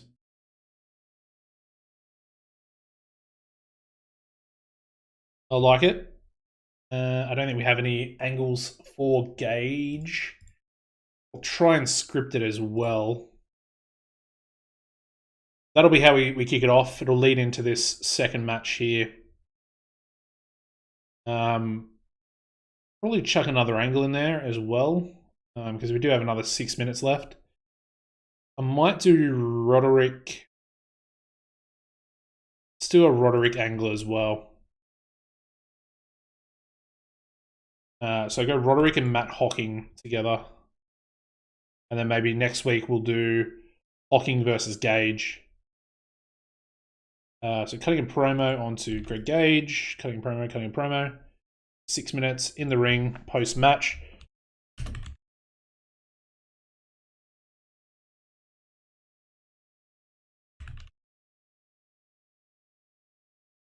So post-match, Roderick states he wants to fight Greg Gage at the pay-per-view and prove why he is the main event. We'll continue that in the other text part. So let's fill that angle in. We'll script that one as well. Angle in the ring.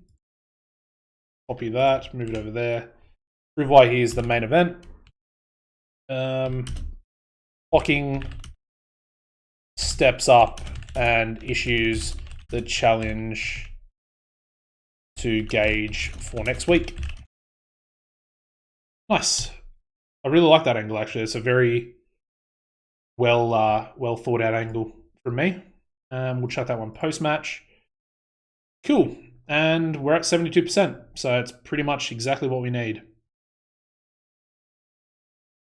Trying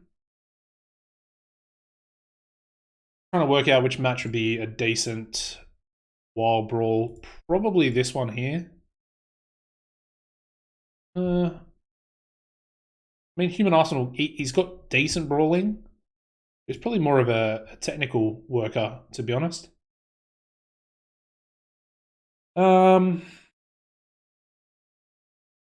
Cobras versus the Bruisers. Yeah, 65 there. 59 for there. Yeah. Let's do this one, because I know this side of the team's going to be very... The Bruisers are obviously got very good brawling skills, so I'll make this Wild Brawl. And then I think we'll make the LA Stars match the storytelling coming out of here. Cool.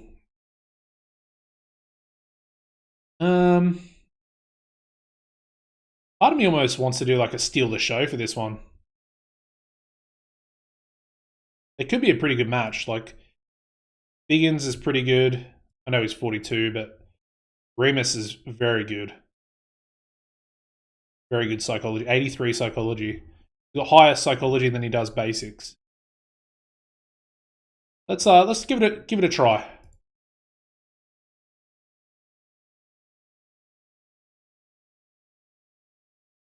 We'll try steal the show on that one. All right.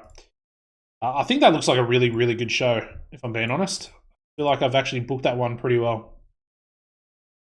We did actually leave off the Lone Star Legion 6-man tag match, but we'll do that next week. It's perfectly fine. And yeah, let's go with the Elite. They can take on...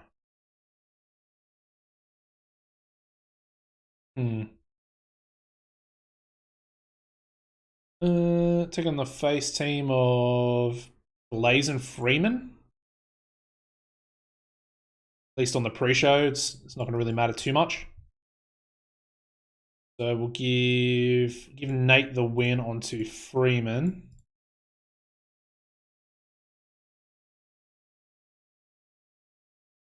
Cool. And then another pre-show tag.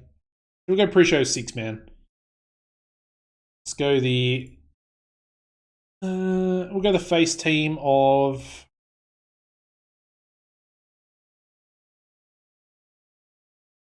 we'll go Bradford in there. Go Greg Gage in there. And Sammy back.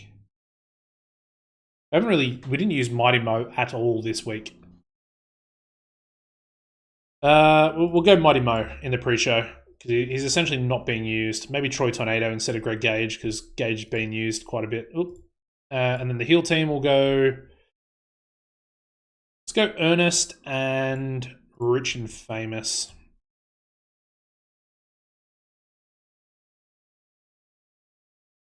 And I'll give the win to... I might give the win to Bradford, actually.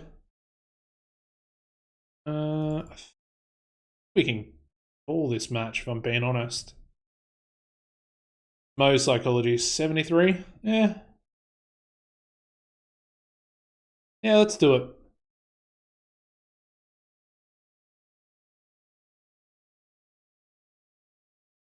I might put that on second. So let's run the show. All right. We start off with a 57 rated pre-show tag match where we have the Elite defeating Bradley Blaze and Duke Freeman in 12:26, and Nate Johnson pinned Duke Freeman with an elitism. Good match. And the second pre-show match, the 6-man tag, getting us a 66 rating, where we have the team of Bradford Peverell, Troy Tornado, and Mighty Mo defeating Ernest Youngman and Rich and Famous in 11:36, when Bradford Peverell pinned Jackpot Jordan with a dream left hook. And yeah, good match. Ernest and Venus have good chemistry, great chemistry. And we are ready for the main show. All right, so we start off with a 69 rated angle where we have Greg Gage. He comes out and cuts promo, says he wants to rebound from his world title match loss at the pay-per-view. And he sets his sight on the main event, essentially referring to Roderick Remus. 69 is not terrible. I feel like the angles on 2020 were a lot easier to get higher, if that makes sense. But we move on. We move into a 65 rated match where we have Roderick Remus defeating Bart Biggins in 10:25 by submission with a Remus clutch after blatantly cheating. And this was our Steal the Show match. During the match, we also had Matt Hocking run in and distract Bart Biggins. So yeah, Hocking getting involved, essentially somewhat costing Biggins the match, and Remus getting the win after blatantly cheating. There we go. Good match. We then go into a subsequent angle. We get a 57 rating. Post-match, Roderick Remus states he wants to fight Greg Gage at the pay-per-view and prove why he is the main event, which is their stable. And then we have Matt Hocking steps up and issues a challenge to Greg Gage for next week, a singles match. And that match is booked and ready to go. 57. It's both Hocking and Remus talking, so apparently it's white hot, but I don't really think it would be, if that makes sense. We then go into a 66 rated angle where we have Joshua Taylor, and he wants Human Arsenal in a match next week and leaves it up to Arsenal to make a decision. So yeah, Human Arsenal off screen, obviously, Taylor just talking about him, and wants him in a singles match next week. But essentially says that he'll wait for Human Arsenal to respond. And the big gamble angle idea was a success. So it was a big gamble, but it actually paid off. So very happy with that. 66 rating as well. We then go into Human Arsenal's match, which gets a 61. And we have Human Arsenal defeating Jeremy Courtney in 10:17 by pinfall with an ammo dump. So it's a good match. 50 in-ring for Arsenal, 55 there for Courtney. And then Jeremy Courtney and Vita are an awkward pairing. They've got no chemistry whatsoever. So yeah, we're definitely going to take Vita off of Jeremy Courtney. 100%. All right, we move on to another 61 rated match. Did I use the Bruisers twice? No. Anyway, 61 rated match. We got the new number one contenders, the American Cobras, and they defeat the Bruisers in 10:24 when Storm Spillane submitted Nick Booth with a kneeling Boston Crab. And yeah, Rizzoli, the weak link, but a good match. Very good tag team match. Happy with that one. And continuing the momentum there for the American Cobras. All right, we then go into a 60 rated angle where we have T-Bone Bright, and he's interviewed about his recent run-ins with Doc Hammond and the Syndicate.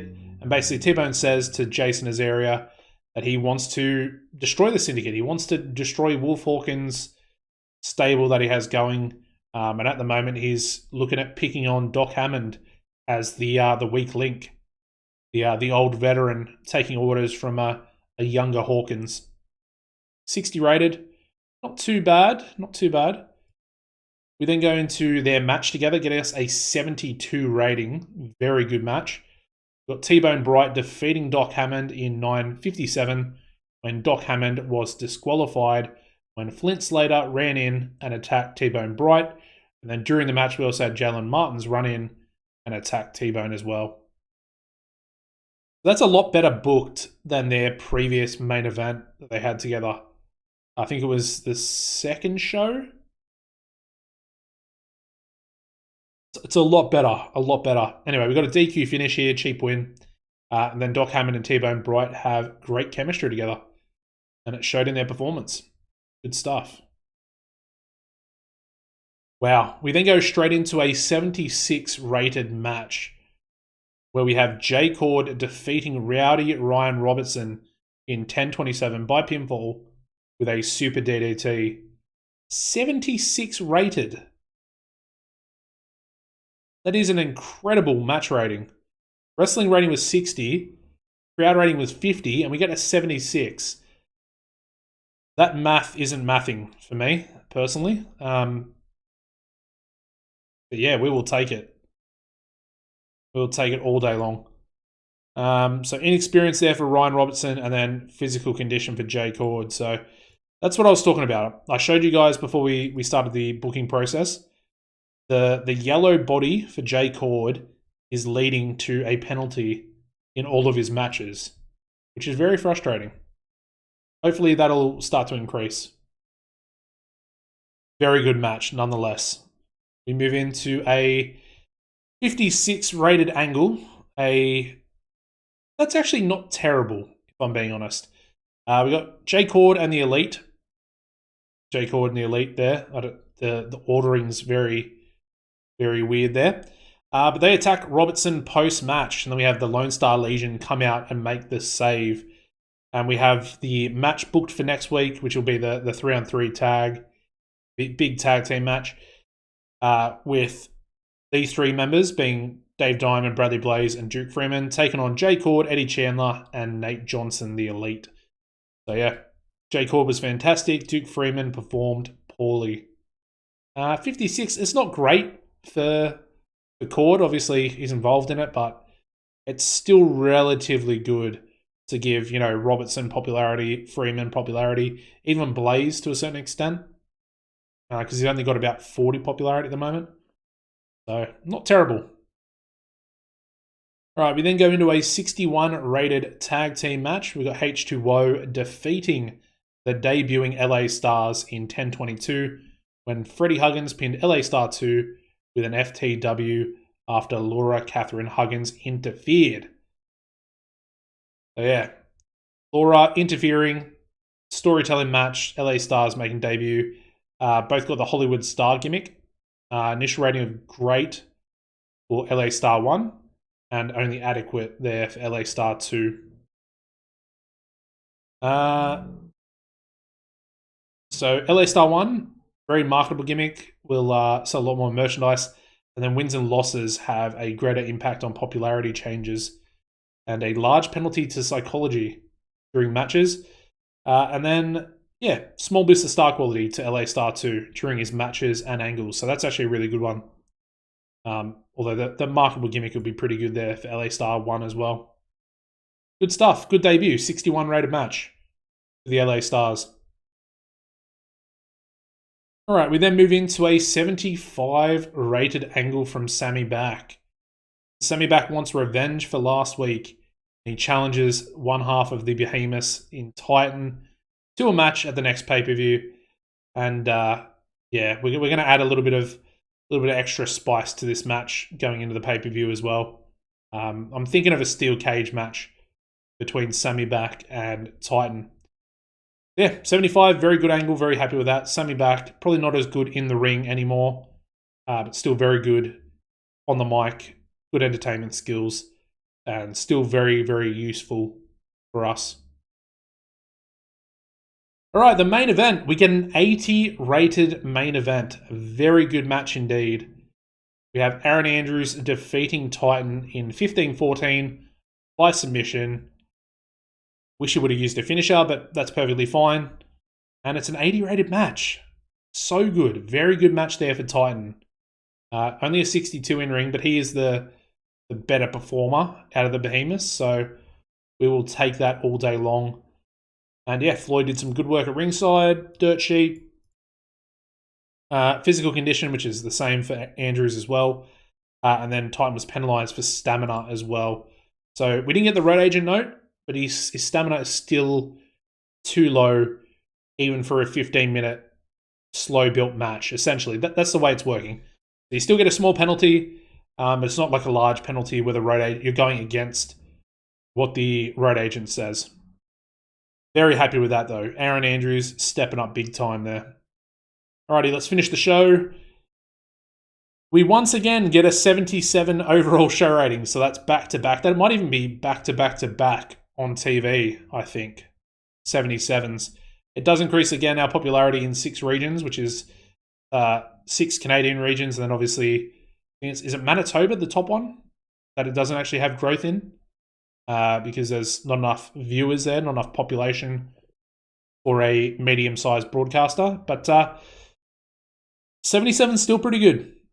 We're just progressing. We're progressing nicely. We're going to try and build up Andrews, Hawkins, and Cord, and then try and build up Greg Gage as well. And then guys like T-Bone Bright. And yeah, slowly we'll build all those guys up. We'll build up some of the next generation, I should say. Guys like Ryan Robertson, Roderick Remus will be another good one that can probably make his way up into the main event storylines at least. Maybe not the world title storylines, but have some good main event storylines. Anyway, let's finish the show there. Let's have a look at the financial report. 211,000. Of course, we're going into those different regions. So some of them are going to have a lower importance, which means we're going to have slightly less fans, which means slightly less ticket sales, which is perfectly fine. It's still around the relative same area. Popularity recap. There we go. We have increases, finally. Quebec and Ontario, we've gone up from 54 to 55.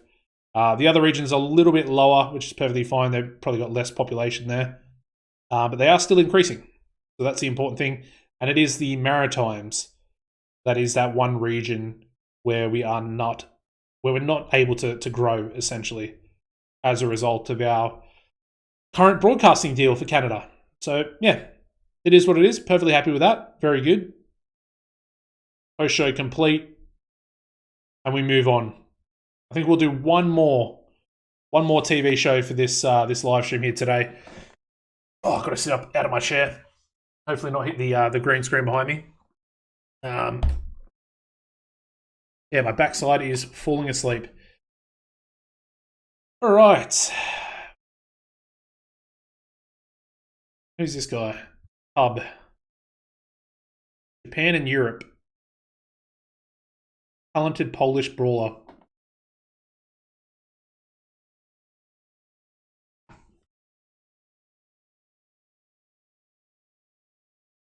What did Supreme TV do? They had Scythe and Rocky Golden defeating Unleashed Awesomeness. 83 rated. So we're pretty close. We are pretty close. They had Zimmy defeating Rogue in a ladder match, which actually got a higher rating than their main event. Marshall Dillon is someone I would like to bring in for the Lone Star Legion. He would be the perfect leader to sort of replace Ricky Dale as the sort of in-ring leader, if that makes sense. He's very good. 85 basics, good brawling, good psychology, good star quality, really good entertainment skills there as well. And he's a big boy. Yeah, 6'6", 300 pounds. So he's essentially the same size as Rowdy Ryan Robertson. So that could be a really good team. Someone to think about anyway. All right. Is there anything else I want to look at? What's Vita's idea? It's a bit of a gamble, and it can only be applied to angles involving Vita. So it's pretty much useless, more or less. Okay.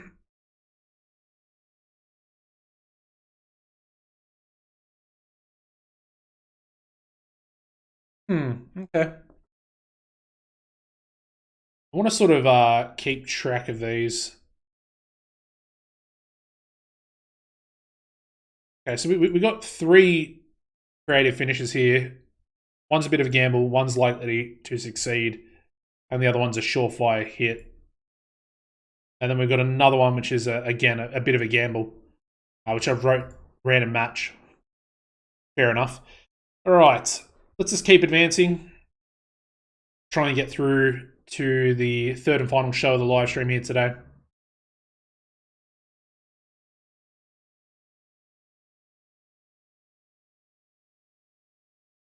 I'm so looking forward to the full release tomorrow. It's going to be so good.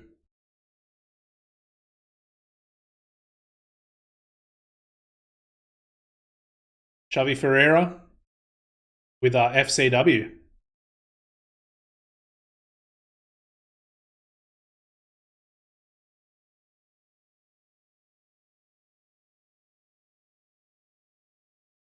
Thinking maybe we do like a stipulation for Doc Hammond, because we're going to do Doc Hammond versus T-Bone, maybe like a no DQ match, or we'll probably do no DQ purely for the fact that Doc was DQ'd in his last match. If I do a no DQ match, we can have interference in it as well, but obviously it's not going to cost anyone the win. And then if we have T-Bone win clean and decisive, then essentially we can have Hawkins kick him out of the group, which can then lead us to reforming the new wave or the old wave if I want to change their name. It'll all depend, but I think that's a pretty good way to go about it. It might be slightly too early to actually remove him from that group, potentially. I don't know. We're only 2 months in, but I don't like the way the syndicate is at the moment.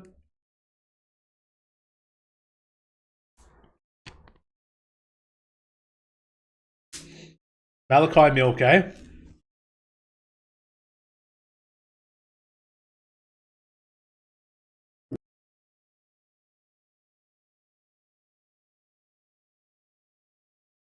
Something about the weekends, loud motorbikes, the old weekend warriors are all out.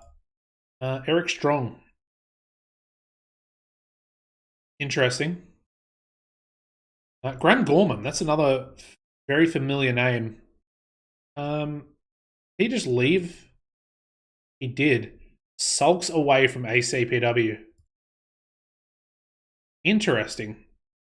He's got a driven personality now, though. That's strange. I didn't think. I mean, he had a really bad personality previously, but he's absolutely incredible. Graham Gorman, only small worker, but incredible. Alrighty, let's get into it. We've already kind of got a couple of matches booked. Won't give anyone the night off for this one. Next region is the Mid-South. So we'll skip the Mid-South, we'll go Midwest because I want to have the pay-per-view in the Mid-South in Texas. I think it's probably a good place to have it. Kansas City, Missouri. Lincoln, Nebraska, maybe. Minneapolis, Minnesota. We'll go Minneapolis. Booking team meeting. Let's spend some more. Bit of a gamble. Unfortunate, but that's fine. They can still work. We saw that last TV show, so you'll create a finish as well. Surefire hit. Love that. Love that. Well, with that being said, I might actually use one of these for tonight's main event. Surefire hit number 2. Let's try character idea. Because it can boost the worker's morale. So let me try. It's going to be a surefire hit. I might give it to T-Bone Bright. See if that'll improve his morale. Let's test that out. Alrighty. Vita once again coming to you backstage with an idea for enhancing a character. We got another Vita angle, and we got some more Brent Hill training. We got Ricky Dale Johnson and Jeremy Courtney spending a lot of time together. Jeremy Courtney has started acting differently as a result. So relaxed personality for IDJ, and Jeremy Courtney's prickly. So he might be improving his personality as a result. All right, backstage gossip. Storm Spillane, Jackpot Jordan had to be separated after a heated argument. Storm's got prickly, and Jackpot's got class clown. Apparently Nick Booth and Venus Angeletti are apparently dating. Interesting. LA Star 1 helped create a fun atmosphere, pulling a classic rib on Flying Jimmy Fox. It's good as well. And Venus having a small backstage clash with Dirty Dave. And that is it. Perfect. Do some more team bonding. Yeah, we're still getting the issues there for T-Bone. So, yeah, a little bit of tension between Wolf and T-Bone, but everybody else perfectly fine. And, yeah, so what was tonight's main event going to be? I'm pretty sure we booked it, but I can't remember what it was.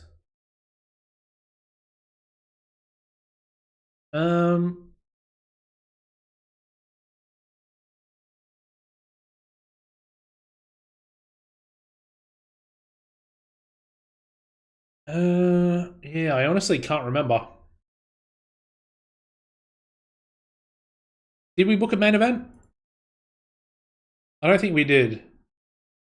I could maybe do Human Arsenal versus Joshua Taylor. But I mean, that's the pay-per-view main event match anyway, so maybe not.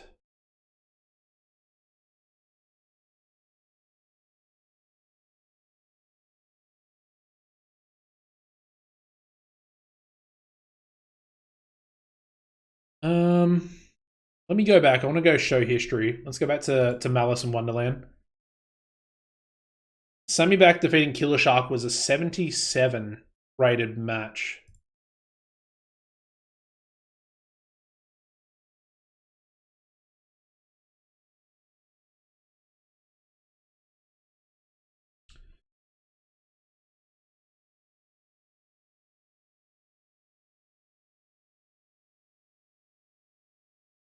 Could do it maybe a tag team main event. Have a look at Killer Shark. So he's got even lower stamina than Titan does. But tag team matches are slightly different. He's actually got a lot more... Killer Shark's got a lot more star quality than Titan. He's also a lot younger. 4 years younger. I'm tempted to put them in the main event.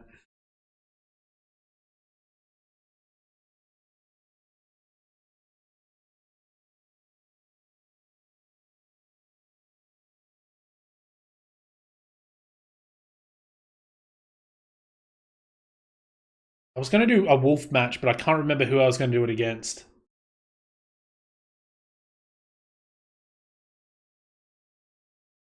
I honestly can't remember. Damn it. Hate it when that happens. I could maybe do like a Wolf Hawkins Human Arsenal match for the main event.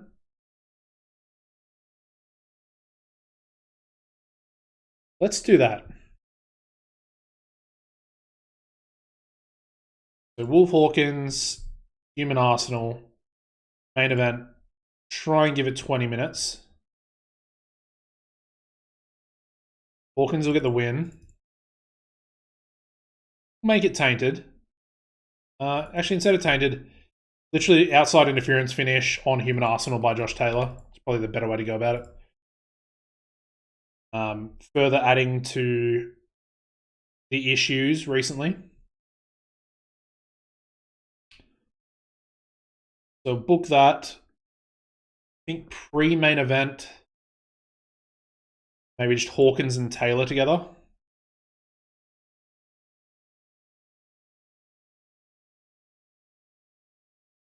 So Wolf Hawkins, Josh Taylor. Target will be Human Arsenal. Perfect. And then we'll have Hawkins and Taylor discuss plans for main event. Main event match. Hawkins isn't against Taylor getting involved. Cool. That works out pretty well. Fill that in. Angle, backstage. I think we can probably improvise with both of those guys. They're both very good. And I think I have a Wolf Hawkins angle idea as well. Bit of a gamble. It does expire, so let's just use it now. It's perfectly fine. We'll use that pre-main event. Perfectly fine. I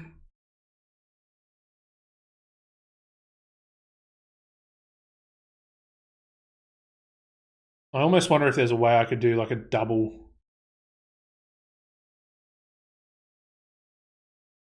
angle and make it interesting. Let's book some more matches. So let's have that 6-man tag that I wanted to book. So it's going to be Dirty Dave Diamond teaming up with Bradley Blaze and where is he? Vic Freeman. And they can team up against J Cord and the Elite.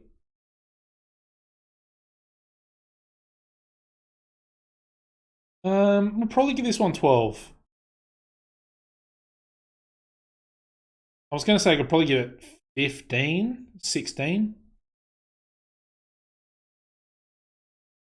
But then Duke Freeman's probably a little bit too lacking in popularity, if that makes sense. Let's do it. We'll go 16. We're definitely overusing him. Let's have J Cord win. Freeman will lose. Open script. Clean and slow built. The world champion really doing some decent work.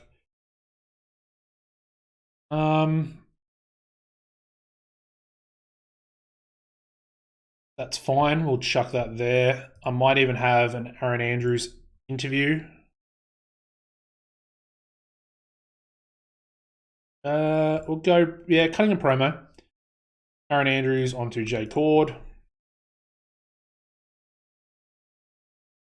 6 minutes. Andrews wants Cord in a tag match next week to get revenge for him and Hawkins tainted victory. That was in week 1, so do that. Chuck him in there. Perfect. It's going to be an angle in the ring. Yeah, that's fine. This will be pre-match. And we'll improvise as well. That's perfectly fine. Happy for Aaron Andrews to do what he wants to do. Yes. Did it save? It did. In the ring, angle. Yep, perfect. All right, what else have we got? Did I book anything else from last week? I didn't. But I think what I want to do is have a tag match with Mighty Mo and Mark Speed in it. So Mighty Mo can team up with maybe Bradford Peverell, considering he lost against Mark Speed 2 weeks ago. And then we need a heel for the other team. Probably go with Maverick. Fine with Maverick taking a loss, if I'm being honest. Might even use Maverick next month as Mighty Mo's opponent throughout the month for the TV title. So Mighty Mo will get the win. Maverick will lose. Open script decisive. Good match. Can Mark Speed cut an angle? I want to try and build him up a little bit as well. Not really. Not really at all. Maybe we do something else, like a beatdown. Yeah, let's do that. So let's go quick angle, 4 minutes. Beatdown, Mark Speed onto Mighty Mo.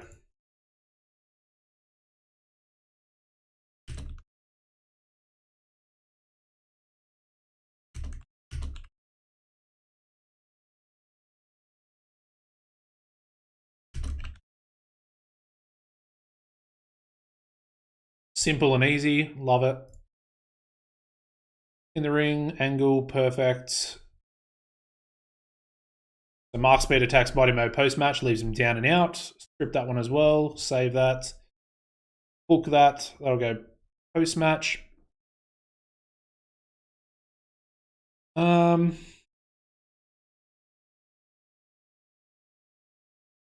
Bradford Peveril's got very good entertainment stats.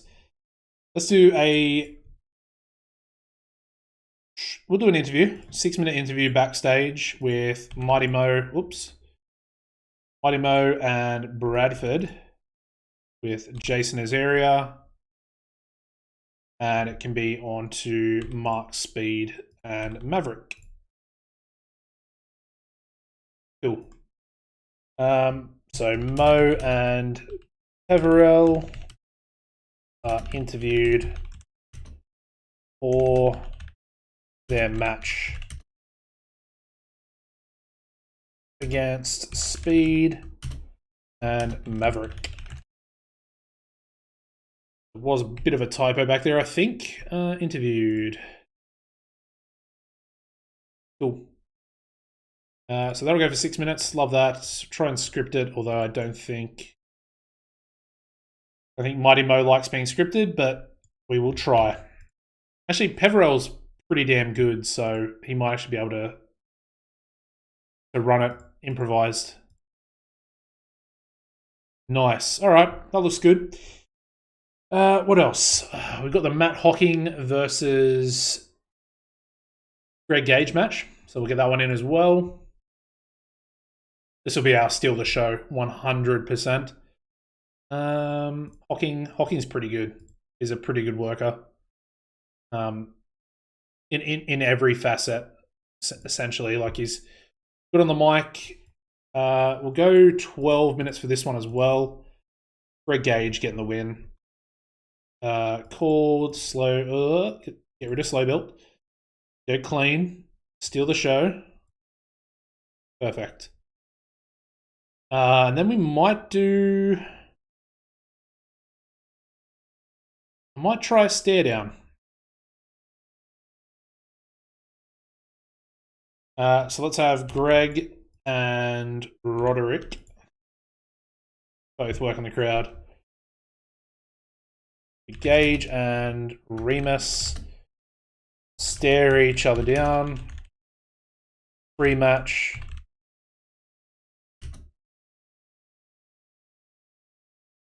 We'll just go matches booked for the pay-per-view.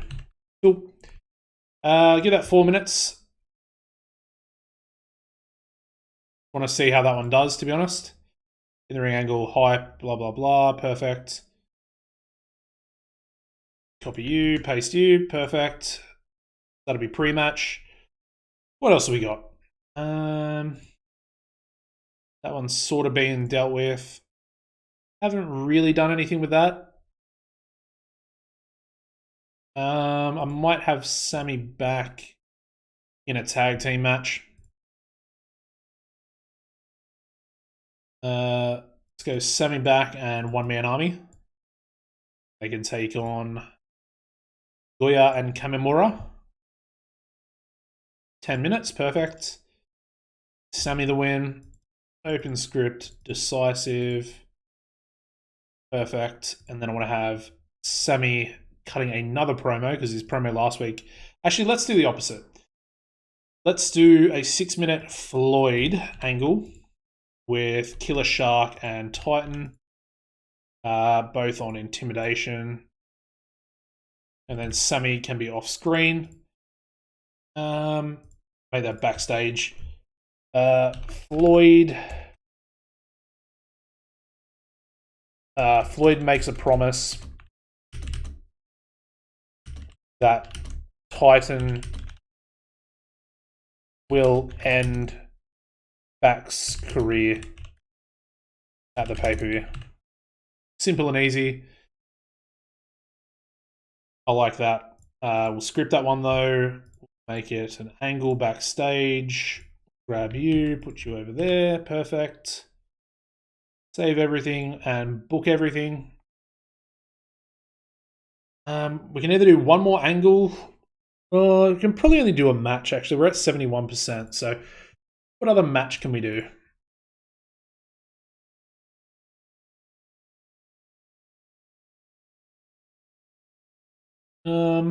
Maybe something with T-Bone Bright.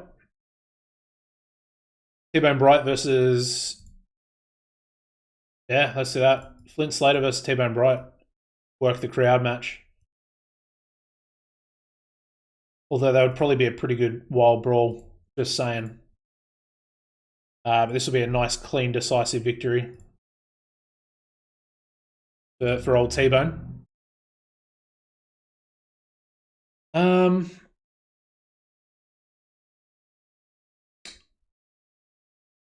I think I'll put that back and I'll make that the wild brawl.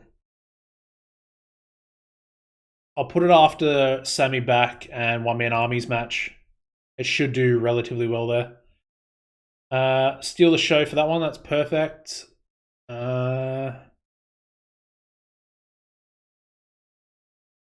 Mo, Bradford Peverell. We'll make this storytelling, I guess. That's fine. And yeah, that's everything. So let's book some pre-show stuff. Benny and the Fox can take on the Black Hole Suns. I don't know if we've already done this or not. We have not. Perfect. Give them a nice little pre-show match. Jimmy Fox get the win. Open script decisive. Second pre-show match will go the Behemoths. They can take on the LA Stars. Perfect. They probably won't be able to go for that long. Anyway, we'll give Titan the victory because he's going to be involved in the pay-per-view match. Perfectly fine. Nice. What is our issue? Referee? Yep, Ray Johnson. We actually just go in here and make sure. Yeah, that's Ray Johnson. Perfect. What about this match? Get Ray Johnson on that one? Yep. Lovely. All right. I think we're ready to go. I might actually do a third pre-show match. We'll just do a singles match, though. And let's have Rowdy Ryan Robertson take on... I think Joshua Taylor. And give Joshua Taylor a little bit of extra momentum there. Gives Rowdy Ryan Robertson a very good senior opponent to verse as well. Hopefully allow him to gain some skills from him. I'm going to assume that that's going to be a pretty damn good match. I'll put that on last for the pre-show. But here we are. Let's run it. So we get a 55 rated pre-show tag team match. We've got Benny and the Fox defeating Black Hole Suns in 11:44. And Flying Jimmy Fox pinned Supermassive Destroyer with a Flying Fox. And yeah, Massive Destroyer was the weak link, but a good pre-show match nonetheless. We then go into a 61 rated tag team pre-show match. We got the Behemoths this time defeating the LA Stars in 12:28 when Titan pinned LA Star 2 with a Titanic chokeslam. Again, 61, very good match. And the final pre-show match, a singles match. We got a 59 rating for this one where we have Joshua Taylor defeating Rowdy Ryan Robertson in 11:49 by submission with a butterfly lock. And yeah, a good pre-show match. Dirt sheet real quick for this pre-show. Inexperienced, inconsistency, and physical condition there for Josh Taylor. All right, here we go. We're kicking off the show with an angle. We got a 67 rated angle here. Lloyd Goldworthy comes out. Well, actually, he's backstage. Apologies. And he cuts a promo and making a promise that Titan is going to end Sammy Back's career at the next pay-per-view. And the Behemoths are going to reign tall over TCW and eventually get back their World Tag Team titles, as that is their ultimate aim after they've destroyed Sammy Back. 67 rated, not too bad. We then go into a 62 rated tag team match where we have Sammy Back and One Man Army, and they defeat Goya and Kamimura in 9:33. Sammy Back and Kamimura with an adrenaline shot. And yeah, Sammy Back head and shoulders above everybody else, and Goya was off his game. A little bit unfortunate. We then go straight into the Wild Brawl match. We get a 67 rating for this one. We got T-Bone Bright defeating Flint Slater in 9:45 by pinfall with a power slam. And unfortunately, T-Bone Bright was really off his game in this one, but still relatively good Wild Brawl match. So I'm pretty happy with that. All right, we then go into it's a little bit low, 57 rated stare down between Greg Gage and Roderick Remus. They stare each other down pre-match, and of course, Greg Gage will be taking on stablemate of Remus in Matt Hocking up next. But the pay-per-view match is booked. Greg Gage versus Roderick Remus should be a really good match for the pay-per-view. Stare downs, it might have been too long, potentially. I have no idea. It was 4 minutes. And honestly, that's the first stare down we've done this live stream. So I think the beatdowns and the save the days, 4 minutes seems to be the perfect length for these, whereas I don't know, or for those types of angles, I don't know what the stare down is. I'm assuming maybe 1 to 2 minutes is probably the correct length there. Gonna need some more testing. Anyway, it's fine. It conveys a message, and the pay-per-view match is booked between both of these guys.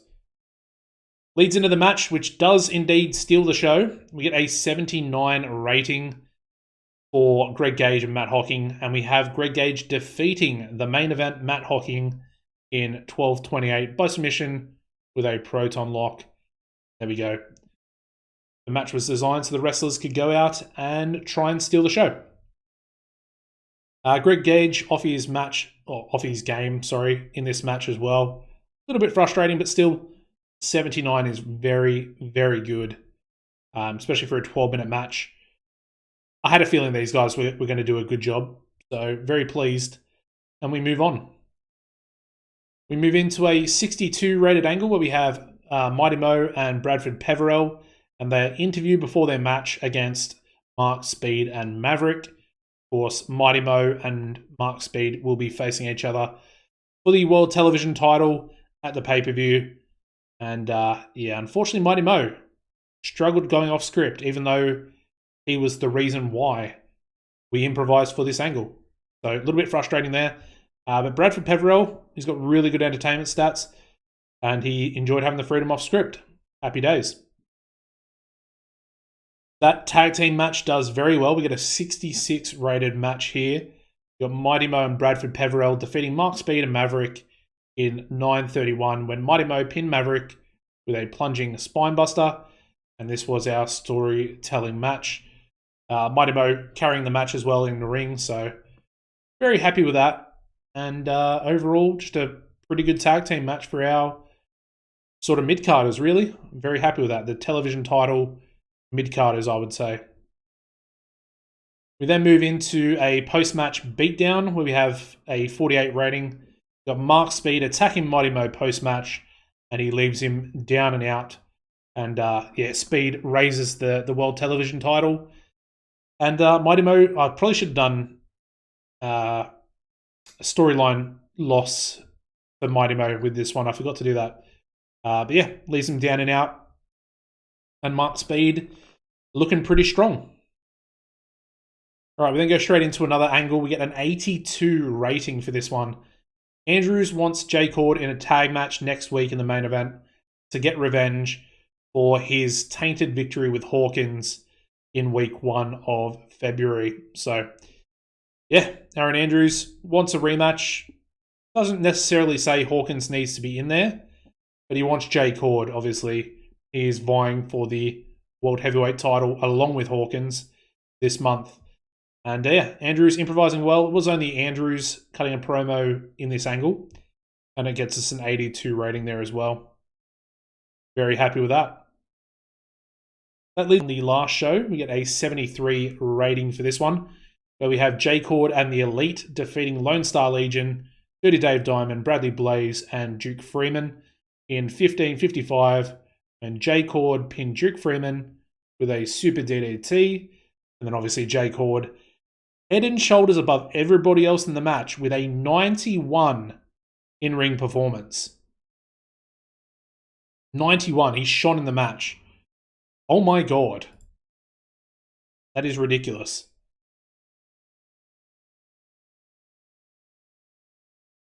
Something got a bonus for J Cord, Eddie Chandler, and Nate Johnson tag experience.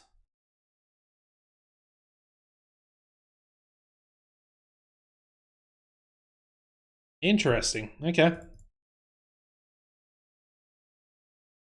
So very hot crowd. Duke Freeman struggled with the psychology of a slow build in 16 minutes, so a little bit unfortunate there, but that's perfectly fine. He's only a young worker at the moment, so that'll come with time. And yeah, segment was penalised due to the Lone Star Legion low heat, but that's probably gonna gain it heat there as a result anyway. Very good with that, very good. And the Elite continue to fight with the Lone Star Legion. All right, we then go into a 74 rated pre-main event angle.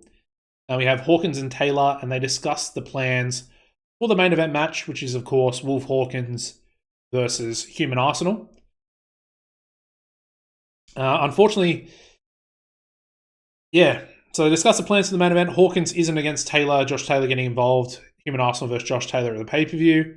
Josh Taylor clearly enjoyed having the freedom to go off script and performed well. However, the angle idea did backfire. It was likely to fail, and it did fail. So probably took a little bit of a penalty there, but that's perfectly fine. Yeah, penalised for failed angle idea. Still a 74. I'm pretty happy with it. Leading into the main event. Still very hot crowd as well. So not exactly perfect, but yeah, it is what it is leading into the main event. Should be a good one. Wolf Hawkins versus Human Arsenal. It is very good indeed. We get an 80 rated main event for tonight's show, where we have Wolf Hawkins defeating Human Arsenal in 1948 by pinfall with a full moon rising following interference from Joshua Taylor. So Taylor getting involved, costing Human Arsenal the match, and that progressing even further towards their big pay-per-view match, which I'm really looking forward to. I think Taylor versus Human Arsenal could be quite good. It's sort of an impromptu, thrown together Joshua Taylor resurgence storyline.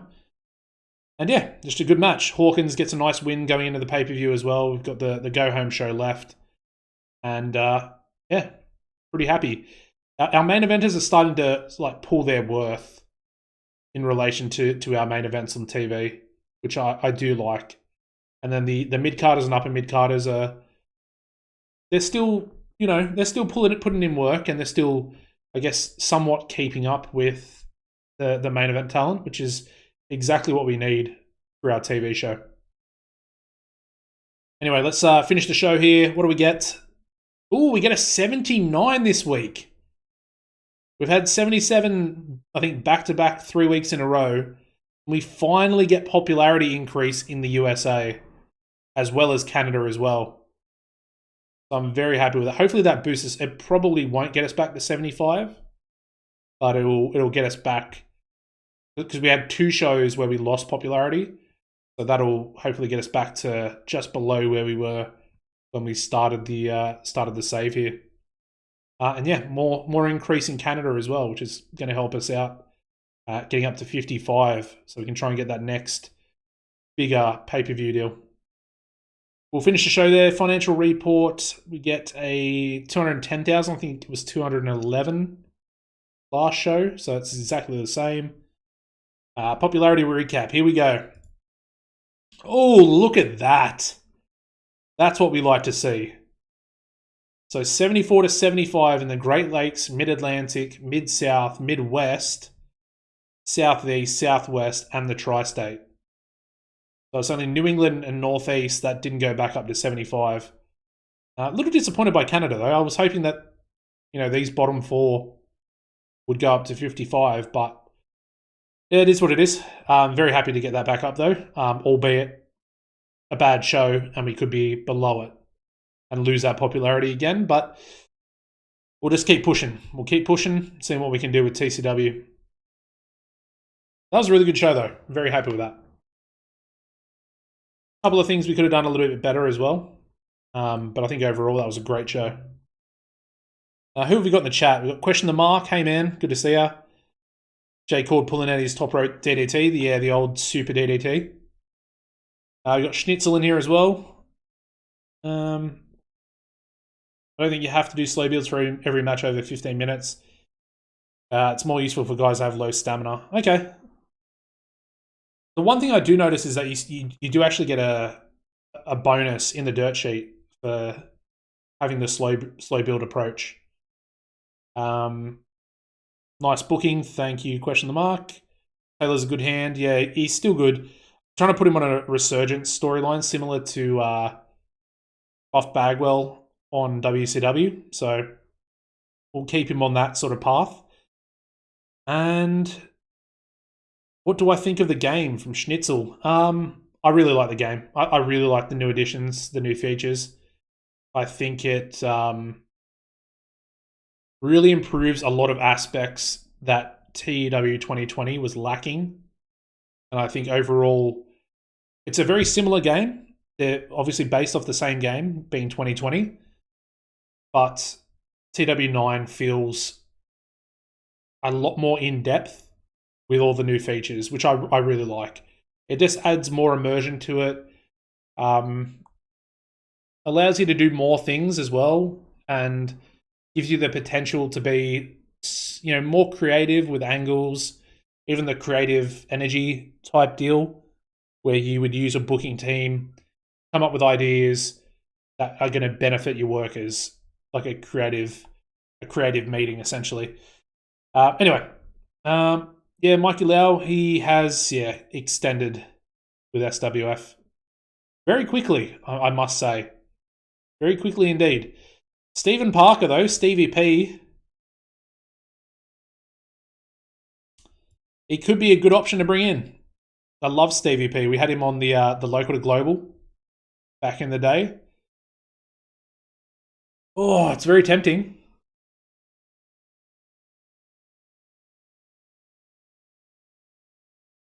He's only 37. Parker is good.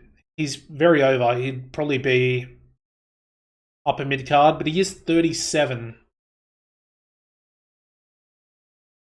How much would he be? 24,000, that's honestly not that much.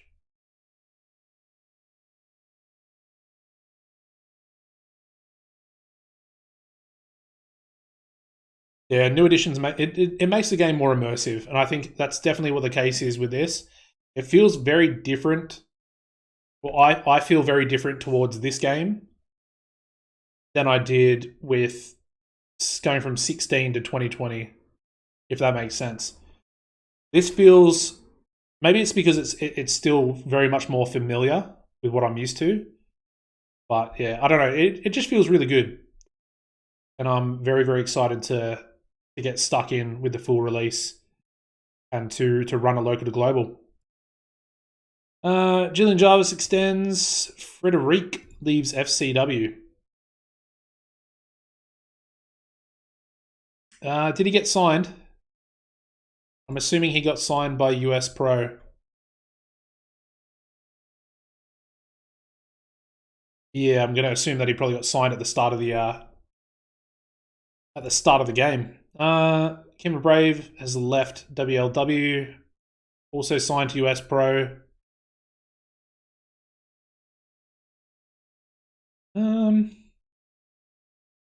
Yeah, so there you go. Tuesday, 11th of January. So Akima Brave was still with WLW and was signed pretty much straight away by US Pro. Stevie Stanley for RAPW. He's one half of a tag team, isn't he? Yeah, All Night Party. He looks okay. I don't know if I want to bring him in. He's only 4 years experienced. Well, I like tag teams. I don't think we really need him. Doesn't have the popularity either, which is perfectly fine.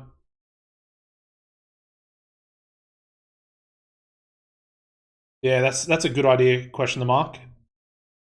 4v4 for Battleground War Games. I think definitely, I pretty much have to use the 4 or the eight best competitors on each side, 4 best on each side for that main event. So I think War Games would probably be, yeah, it's probably what I'm going to have to do as well, just to make sure we keep that main event as strong as possible. But we'll have some other fun stuff. We'll have, obviously, Lone Star Legion, got the main event. Can do a few other things as well. The Syndicate, maybe to a lesser extent, if we add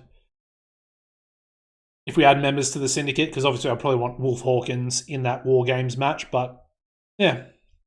Anyway, that's all good. 2.23 TV rating. Pretty happy with that. And yeah. Angry Gilmore and Kip Keenan. That's a very interesting picture for Kip Keenan. He kind of looks like him, actually. To be fair. What did Supreme TV get? They got a 79 as well, so we actually drew with Supreme TV. A bit of a weak main event for them. Scythe defeating Paul Huntington, even though their I guess, semi-main event was actually stronger, with Adam Smasher Remo and Des Davids defeating Ranger and Hate Empire.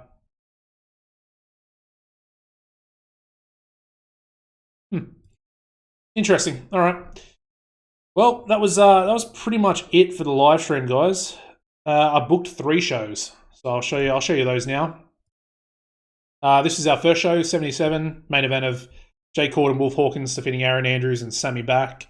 Was tanked a little bit by Sammy. He was really off his game. Got the Cobras becoming #1 contenders there, defeating Benny and the Fox and the Elite.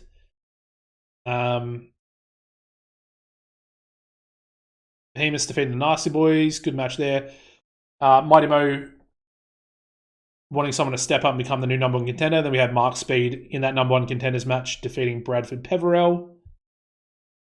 And then, yeah, Greg Gage, Mighty Mo, One Man Army defeating the main event to kick us off, which was a pretty good show. Not too bad. Second show, main event, really good main event. Aaron Andrews defeating Titan, 80 rated. We had the debut of the newly signed tag team LA Stars. Jay Cord defeating Rowdy Ryan Robertson, got a 76, which is impressive.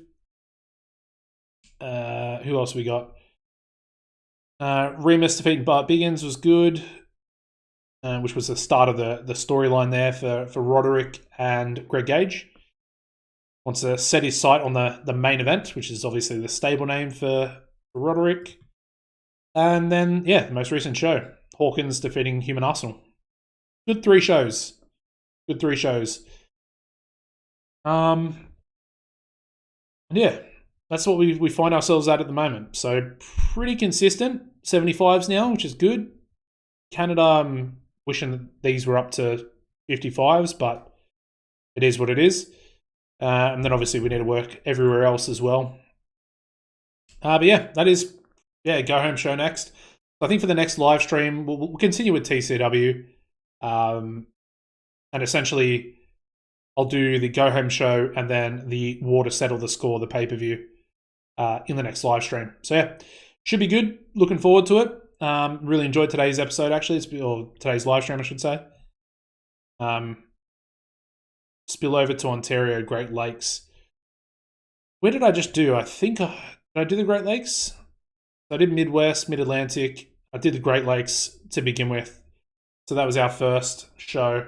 I'm sort of just going down in order. So whatever's after Midwest on the scroll down list is probably where we'll go for the go home show. And then we're going to go back to the Mid-South for the pay-per-views. I want to keep all the pay-per-views in the Mid-South, pretty much in Texas, really, as like our spiritual home for pay-per-views. Anyway, that is going to wrap up the stream, guys. Make sure you drop a like on the live stream if you haven't yet already. And yeah, essentially, make sure you subscribed. There will be a video out later today on the YouTube channel. It's going to be the announcement video for the first series for TEW9 after the release, which is tomorrow. Really looking forward to it. It is going to be a local to global series, so yeah, keep an eye out for that. And yeah, apart from always, take it easy and goodbye.